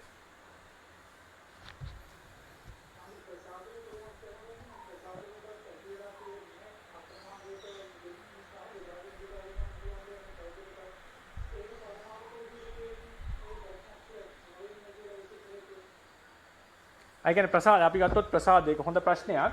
මට හිතෙනවා මම ප්‍රශ්නේ මට ඇහුණා කියලා. සතර මහා දැන් ප්‍රසාද රූපය ගත්තම ප්‍රසාද රූපය කියන එක ගන්නේ චතුන්නම් මහා භූතානං පසාදෝ කියලා නේ. චතුන්නම් මහා භූතානං පසාදෝ මොනවද? දට්ටු කාමතා නිදාන භූතප්පසාද ලක්කනා චක්ඛු කියලා අරගෙන තියෙනවා. එතකොට සතර මහා ධාතුන්ගේම ඔපයක් ලෙස තමයි අපි ඒක හඳුන්වලා තියෙන්නේ. සතර මහා ධාතුන්ගේ ඔපයක් ලෙස ඒක අර්ථකථනය කරාට එතන ගන්නේ සතර මහා ධාතුවේ තියෙන ඔපයක් කියන එක විශ්ලේෂණය වුණාට ඒක වෙනම ධර්මයක් ලෙස අපි අර්ථකථනය කරන්නේ. ඒ නිසා ඒක ඒ කියන්නේ සතර මහා ධාතු මත යැපෙන බව ඇත්ත ඒක. සතර මහා ධාතු බව යැපෙන බව ඇත්ත. දැන් අපි හිතමු වර්ණ රූපය කියලා ගත්තොත්. වර්ණ රූපය කියන එක සතර මහා ධාතුවේ වර්ණයක් නෙවෙයි. සතර මහා ධාතුව නිසා අලුතෙන් හටගන්න ධර්මයක්. ඒ වගේම චක්කු ප්‍රසාදය කියන එක ගත්තොත් එහෙනම් ඒක සතර මහා ධාතුවෙන් අන්‍ය වෙච්ච ගතියක්. ඒක පවතින්නේ සතර මහා ධාතුව ඇසුරු කරගෙන. ඒ නිසා අපි කියනවා චතුන්නම් මහා භූතානං පසාදෝ කියලා. එහෙම චතුන්නම් මහා භූතානං පසාදෝ කිව්වට ඒක සතර මහා ධාතු වල තිබිච්ච අර ඒහි තියෙන සැහැල්ලු බව, උපවත් බව වගේ ගතිය, ඒ සැහැල්ලු බව, කර්මඤ්ඤ බව වගේ ගතියක් නෙවෙයි. ඒක අපි කතා කරන්නේ වෙනම උපස්වභාවයක්. ඒක පවතින්නේ සතර මහා ධාතු මත ඒක ඩිපෙන්ඩ් වෙනවා. ඒ වගේම ඒකට වෙනම කෘත්‍යයක් තියෙනවා. ඒකට පුළුවන් රූපයක් සමග සංවේදී වෙන්න. ඒක රූපයකෙහි ගැටෙනවා. ඒ චක්කු විඥානයේහි හට ගන්නවා. ඒ නිසා ඒටම ආවේනිකච්ච කෘත්‍ය ආදී දේවල් ඒවා එහි පවතිනවා. ඒ නිසා ඒ වචනාර්ථයෙන් ගත්තම සතර මහා දැන් ඒක ආයසුන්ගේ ප්‍රශ්නේ එන්නත් ඒක හොඳ ප්‍රශ්නයක් ඇත්තටම. සතර මහා ධාතු වල සැහැල්ලු භාවය කියලානේ කිව්වේ අපි ලහුතාව. සතර මහා ධාතු වල කර්මඤ්ඤ භාවයෙන්, සතර මහා ධාතු වල මෘදු භාවයෙන් ඊතර ගෙනෙකම සතර මහා ධාතු වල උපය. ඉතින් එහෙමනම් ඒකෙත් තියෙන්නේ ඒ ලක්ෂණයමනේ. එහෙමනම් ඒකත් වෙන්නට ඕනේ අනිෂ්පන්න රූප ගණයට යන්න එපේ. නේද? අනිෂ්පන්න රූප ගණයට යන්න එපයි කියලා කියනවා. ඒතකොට ඒකේ මම තේරුම් අරන් ඉන්න ක්‍රමයට එතන තියෙන්නේ වෙනම ධර්මයක්. ඒක සතුන් මහා ධාතුණන් පසාදෝ කියලා අර්ථකථනය කරාට එතන උපස්වභාවයක් හටගන්නවා කර්මය නිසා. කර්මය හේතු කරගෙන. ඒක සතර මහා ධාතුන්ගේ උපය කියලා කියන්නේ සතර මහා ධාතු මත යැපෙන නිසා. ඒ විදිහට සතර මහා ධාතුන්ගේ වර්ණය කියලා ඕනනම් කෙනෙක්ට කියත හැකි. මොකද සතර මහා ධාතුන් මත යැපෙන නිසා. නමුත් ඒවා වෙනම පරමාර්ථ ධර්ම ලෙස කතා කරලා තියෙන්නේ. ඉතින් ඒ තර්කයේ හැටියට කවුරු හරි ගැඹුරින්ම අහුවොත් ලහුතා, මුදුතා, කම්මඤ්ඤතා කියන ධර්මයෝ ඇයි වෙනම පරමාර්ථ ධර්ම ලෙස ගත්තේ නැත්තේ කියලා මට එකපාරම පැහැදිලිම උත්තරයක් දෙන්න අමාරුයි. ඒක අපි කියන්නේ සතර මහා ධාතු වල තියෙන විකාර ස්වභාවයක් කියලා තමයි ඒක අර්ථකථනය කරන්නේ. ඉතින් මම තේරුම් ගත්ත අරන් තියෙන විදිහට උපය ඒක සතර මහා ධාතුන්ගේ උපය කියලා විස්තර කරාට චක්කු ප්‍රසාදය ඒක වෙනම ධර්මයක්. ඒක වෙනම උපයක්. ඒක අර ලහුතා මුදුතා වගේ ධාතු වල ඇතුලේ තියෙන, ඒ කියන්නේ පඨවි ධාතුවේ ආපෝයේ ධාතුවේ අන්තර්ගත ගතියක් නෙවෙයි. ඒක වෙනම ස්වභාවයක්. ඒ සතර මහා ධාතු මත යැපෙන නිසා එය චතුම්මම් මහා භූතානං පසාදෝ කියලා නිර්වචනය කළා.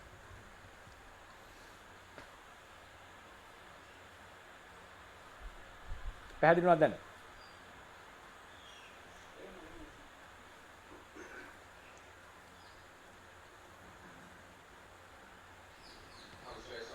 ඔව්. නම කියන්නේ.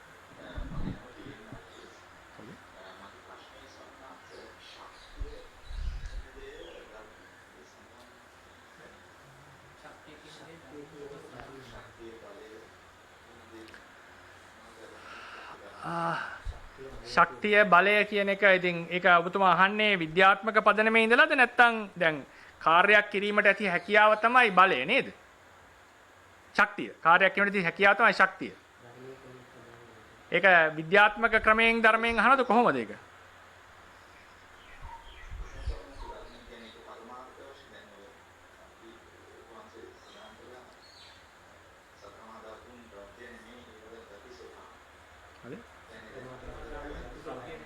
ගති ස්වභාව හරි.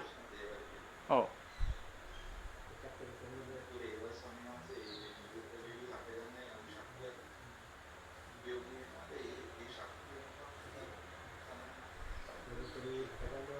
ඔව්.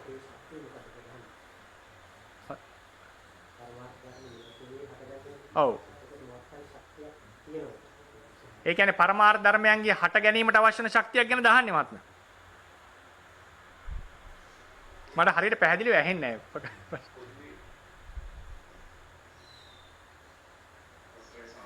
ඔව්.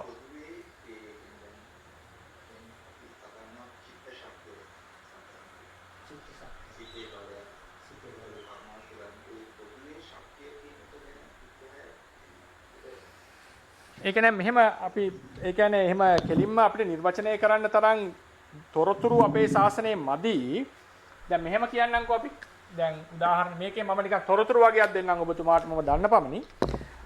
කායික බලය ලෙස අපි අර්ථකථනය කරන්නේ වායෝ ධාතුව. යමක් කිරීමට ඇති හැකියාව, ඒ කියන්නේ කායිකව කරන්නට තියෙන හැකියාව අරන් තියෙන්නේ වායෝ ධාතුවෙන්. කායික ශක්තිය කියලා අපි. මේ ශක්තිය කියන්නේ විද්‍යාත්මකව ගන්න ශක්තියත් එක්ක පැටලෙන්න බෑ. මම හිතන්නේ මේක අර අතීතේ ආපු වෙනම මේක පෙරදිග වෙනම සම්ප්‍රදායක්නේ. ඒ නිසා අපි කායික ශක්තිය ලෙස අර්ථකථනය කරලා තියෙන සාමාන්‍යයෙන් වායෝ ධාතුව. විද්‍යාත්මකව ගත්තම මේක යනවනේ මොනවද? ඇමයිනෝ APT කියන අංශුව දක්වා යනවා නේද? APT කියන අංශුවෙන් තමයි සියලු ශක්තිය ඇවිල්ලා තියෙන්නේ මේ සෛලවල ක්‍රියාකාරීත්වය. ඉතින් ඒ න්‍යායෙන් ගැලුවොත් ඒක ඒ කියන්නේ අපි මොනවද විද්‍යාත්මක න්‍යායෙන් මේකට ඇප්ලයි කරන්න ගත්තොත් අපිට විද්‍යාත්මක ක්‍රමයේ පැහැදිලි කරලා මේකත් එක්ක සංසන්දනය කරන්න වෙනවා. මම ධර්මයේ තියෙන ඒ කියන්නේ අර ධර්මයේ විතරක් පැත්තේ ඉඳලා කතා කරොත් අපි සාමාන්‍යයෙන් කියනවා කායිකව යමක් අපි තල්ලු කරන්න ඔසවන්න අවශ්‍ය නම් ඒ බලය අපි ගන්නේ වායෝ ධාතුව හරහා කියලා කියන්නේ. ඒකට කියනවා කායික වීරිය කියලා අපි කියලා තියෙනවා. වායෝ ධාතුව කියන්නේ කායික වීරිය. ඕක තමයි වචනේ දෙන්නේ. කායික වීරිය වෙන්නේ වායෝ ධාතුව. ඊළඟට අපිට බලයන් ලෙස අපිට අර්ථකථන දැන් උදාහරණයකට සමහර දේවල් අපි සිද්ධ කරනවා. සමහර ඉතා වේගයෙන් ගමන් කරනවා 이르දි බලය නිසා. සමහර දේවල් ඔසවීමක් ආදිය කරන්නට පුළුවන්. ඒ වගේ දේවල් වලදී දැන් සිතෙන් කරනවා මේක සිත නම් මේ ශරීරය නම් සිතේ බලපෑමෙන් මේ ශරීරය සැහැල්ලු වෙනවා. මේ වේගවත් වෙනවා. එතකොට දැන් මේ සිත කියන්නේ වෙනම ධර්මයක්. මේ රූපය කියන්නේ වෙනම ධර්මයක්. මේ සිත නිසා රූප කලාපයන්ගේ යම් වෙනසක් සිද්ධ වෙනවා. කායිකව අර ඝට්ටනයක් වගේ නෙමෙයි. එතකොට ඒකෙදි කියන්නේ දැන් උදාහරණයකට ගත්තොත් අපි හිතමු රූප කලාපද මේක රූප කාණ්ඩයේදී යම් පමණකට කතා වෙයි. නමුත් අර මම විද්‍යාත්මක අප්‍රෝච් එක ගන්නෑ. මොකද මේ දෙක වෙනම ස්ට්‍රීම්ස් දෙකක් හින්දා. දැන් අපි හිතමුකෝ තේජෝ ධාතුව කියන එක තේජෝ අධික රූප කලාපයක් ආවා කියලා. තේජෝ අධිකයි. දැන් මේ මොන හරි වස්තුවකට ලං වෙනවා. මෙතන තේජෝ අධික රූප කලාපය බලපානකොට මෙයා ඇවිල්ලා ගැටුණා කියලා හිතන්නකෝ. මේක ලං වෙනකොට මේ රූප කලාප ඉපදෙනවා බිඳෙනවානේ. ඉපදෙනවා බිඳෙනවා. ඒ හටගන්න පරම්පරාවේ පසුව හටගන්න රූප කලාපවල තේජෝ ධාතුව වැඩි වෙනවා. තේජෝ ධාතුව වර්ධනය වෙනවා. ඒකෙන් ගම්ම වෙලා තියෙනවා මේ තේජෝ ධාතුව අපි ගතියක් ශක්තියක් ලෙස අර්ථකථනය කරපු තේජෝ ධාතය. ඒ සතර මහා ධාතුන් පවතින ආකාරය තමයි රූප කලාපය. තේජෝ අධික රූප කලාපයක් ලං වුණා. ඒ තේජෝ වල බලපෑම මේ රූප කලාප වලට වැදුනා. ඒකට එතකොට යම් වෙනසක් සිද්ධ වෙන රූප කලාපය ඇතුලේ ඒක රුප්පණය කියලා. රුප්පණ වර්ග දෙකයි. සන්තති රුප්පණේ ශනික රුප්පණේ. එතකොට ඒකෙදි ශනික රුප්පණයක් වෙනවා රූප කලාපයේ ඇතුලේදී. ඒ නිසා මොකද වෙන්නේ? සන්තතියේ පසුපසු හටගන්න රූප කලාප වෙනස් විදිහට හටගන්නවා. ඒ පස්සේ හටගන්න රූප කලාපයක තේජෝ ධාතුව වැඩි වුණා.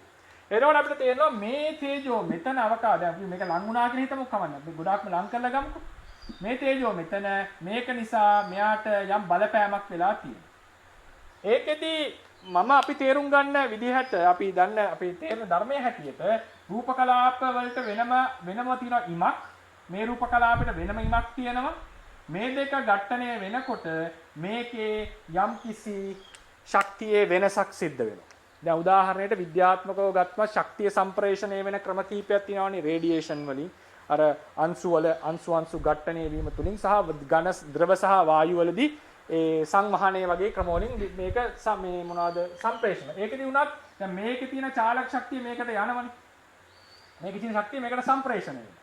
ඒතර අපිට ඒක නිර්වචනය කරන්න බෑ මොකද්ද ශක්තිය ලෙස ගියේ කියලා. විද්‍යාත්මකව අපිට කියා ගන්න බෑ ශක්තිය කියන එක හරි අමාරුයි නිර්වචනය කරගන්න. ඉතින් තේරවාද ශාසනයේ හැටියට මේ තේජෝ ධාතුව අධික තේජෝ නිසා මේකේ තේජෝ වල වෙනසක් සිද්ධ වෙනවා. මේකට බලපෑමක් සිද්ධ වෙනවා. එතකොට අපි ගැඹුරට ගියාට පස්සේ ශක්තිය එහෙම සම්ප්‍රේෂණය වෙනවා කියන කතාවේදී මේ තේජෝ නිසා මේකේ යම් බලපෑම මේ රූප කලාපය නිසා මේ රූප කලාපයට බලපෑමක් සිද්ධ වෙනවා. ඕකත් එක්තරා ශක්තියට සම්බන්ධ දෙයක්. අපි කායික ක්‍රියා කරනකොට වායෝ ධාතුවෙන් වීර්යය ආවා කියලා අපි කියනවා. ඊළඟට ශක්තිය කතා කරන ක්‍රමයක් තමයි ඕජා රූපය.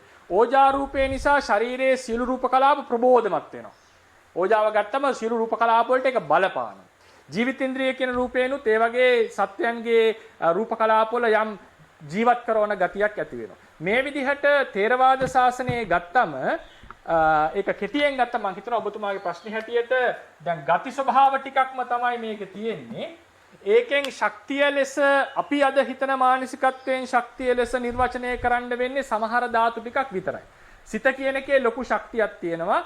ඒ සිත නිසා බලපෑමක් සිද්ධ වෙනවා බාහිර තියෙන රූපයකට. දැන් එතනදී දැන් අපි හිතමුකෝ සිත නිසා මේ තියෙන රූපයක් අපි වෙනස් කරා කියලා. සිතෙන් මෙතන රූපයක් නිර්මාණය කරනවා අලුතින් 이르දී. එතකොට මොකක්වත් අපේ ධර්මයේ හැටියට මොනවත් මෙහෙම ගිහිල්ලා නිර්මාණය වුණා කියලා අපි කියන්නේ නැහැ. සිතේ බලපෑමට ලක් වෙනවා මේ තියෙන රූපය. මෙතන මොකක් කරේ නිර්මාණය වෙනවා අලුතින්. එතකොට මේ අවකාශ වශයෙන් වෙනස් වුණාට සිතේ බලපෑමට මෙයා ලක් වෙනවා. සිතේ බලපෑමට මෙයා මෙතන ලක් වෙනවා. ඒ වගේ තේරවාද ශාසනයේ ඔය ශක්තිය ක්‍රියාත්මක කිරීම යම් සිද්ධීන් සිදු කිරීම වගේ දේවලදී බලය ශක්තිය වගේ අද කාලේ කතා කරන දේවල් වලට සමාන සිද්ධි ටිකක් අපිට ධර්මයේ හසු වෙනවා. ඒවා ඉතින් මට එකපාර සම්පූර්ණයෙන් අද තියෙන concept එකට දාලා විස්තර කරන්න තේරෙන්නේ නැහැ. ඔය වගේ පැති කිහිපයකින් තමයි විස්තරයක් දෙන්නට පුළුවන් වෙන්නේ. අපි රූප පාඩමේදී තව ටිකක් ගැඹුරට කතා කරන්න උත්සාහවත් වෙමු.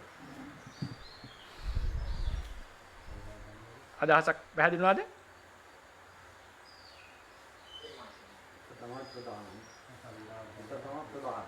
එතකොට ඔව්. අපි අවසන් කරමු නේද? 4:00 වෙලාව දැන්. එමුනම් නේද? අපි ඊළඟ අවස්ථාවේ ප්‍රශ්න වලට යමු.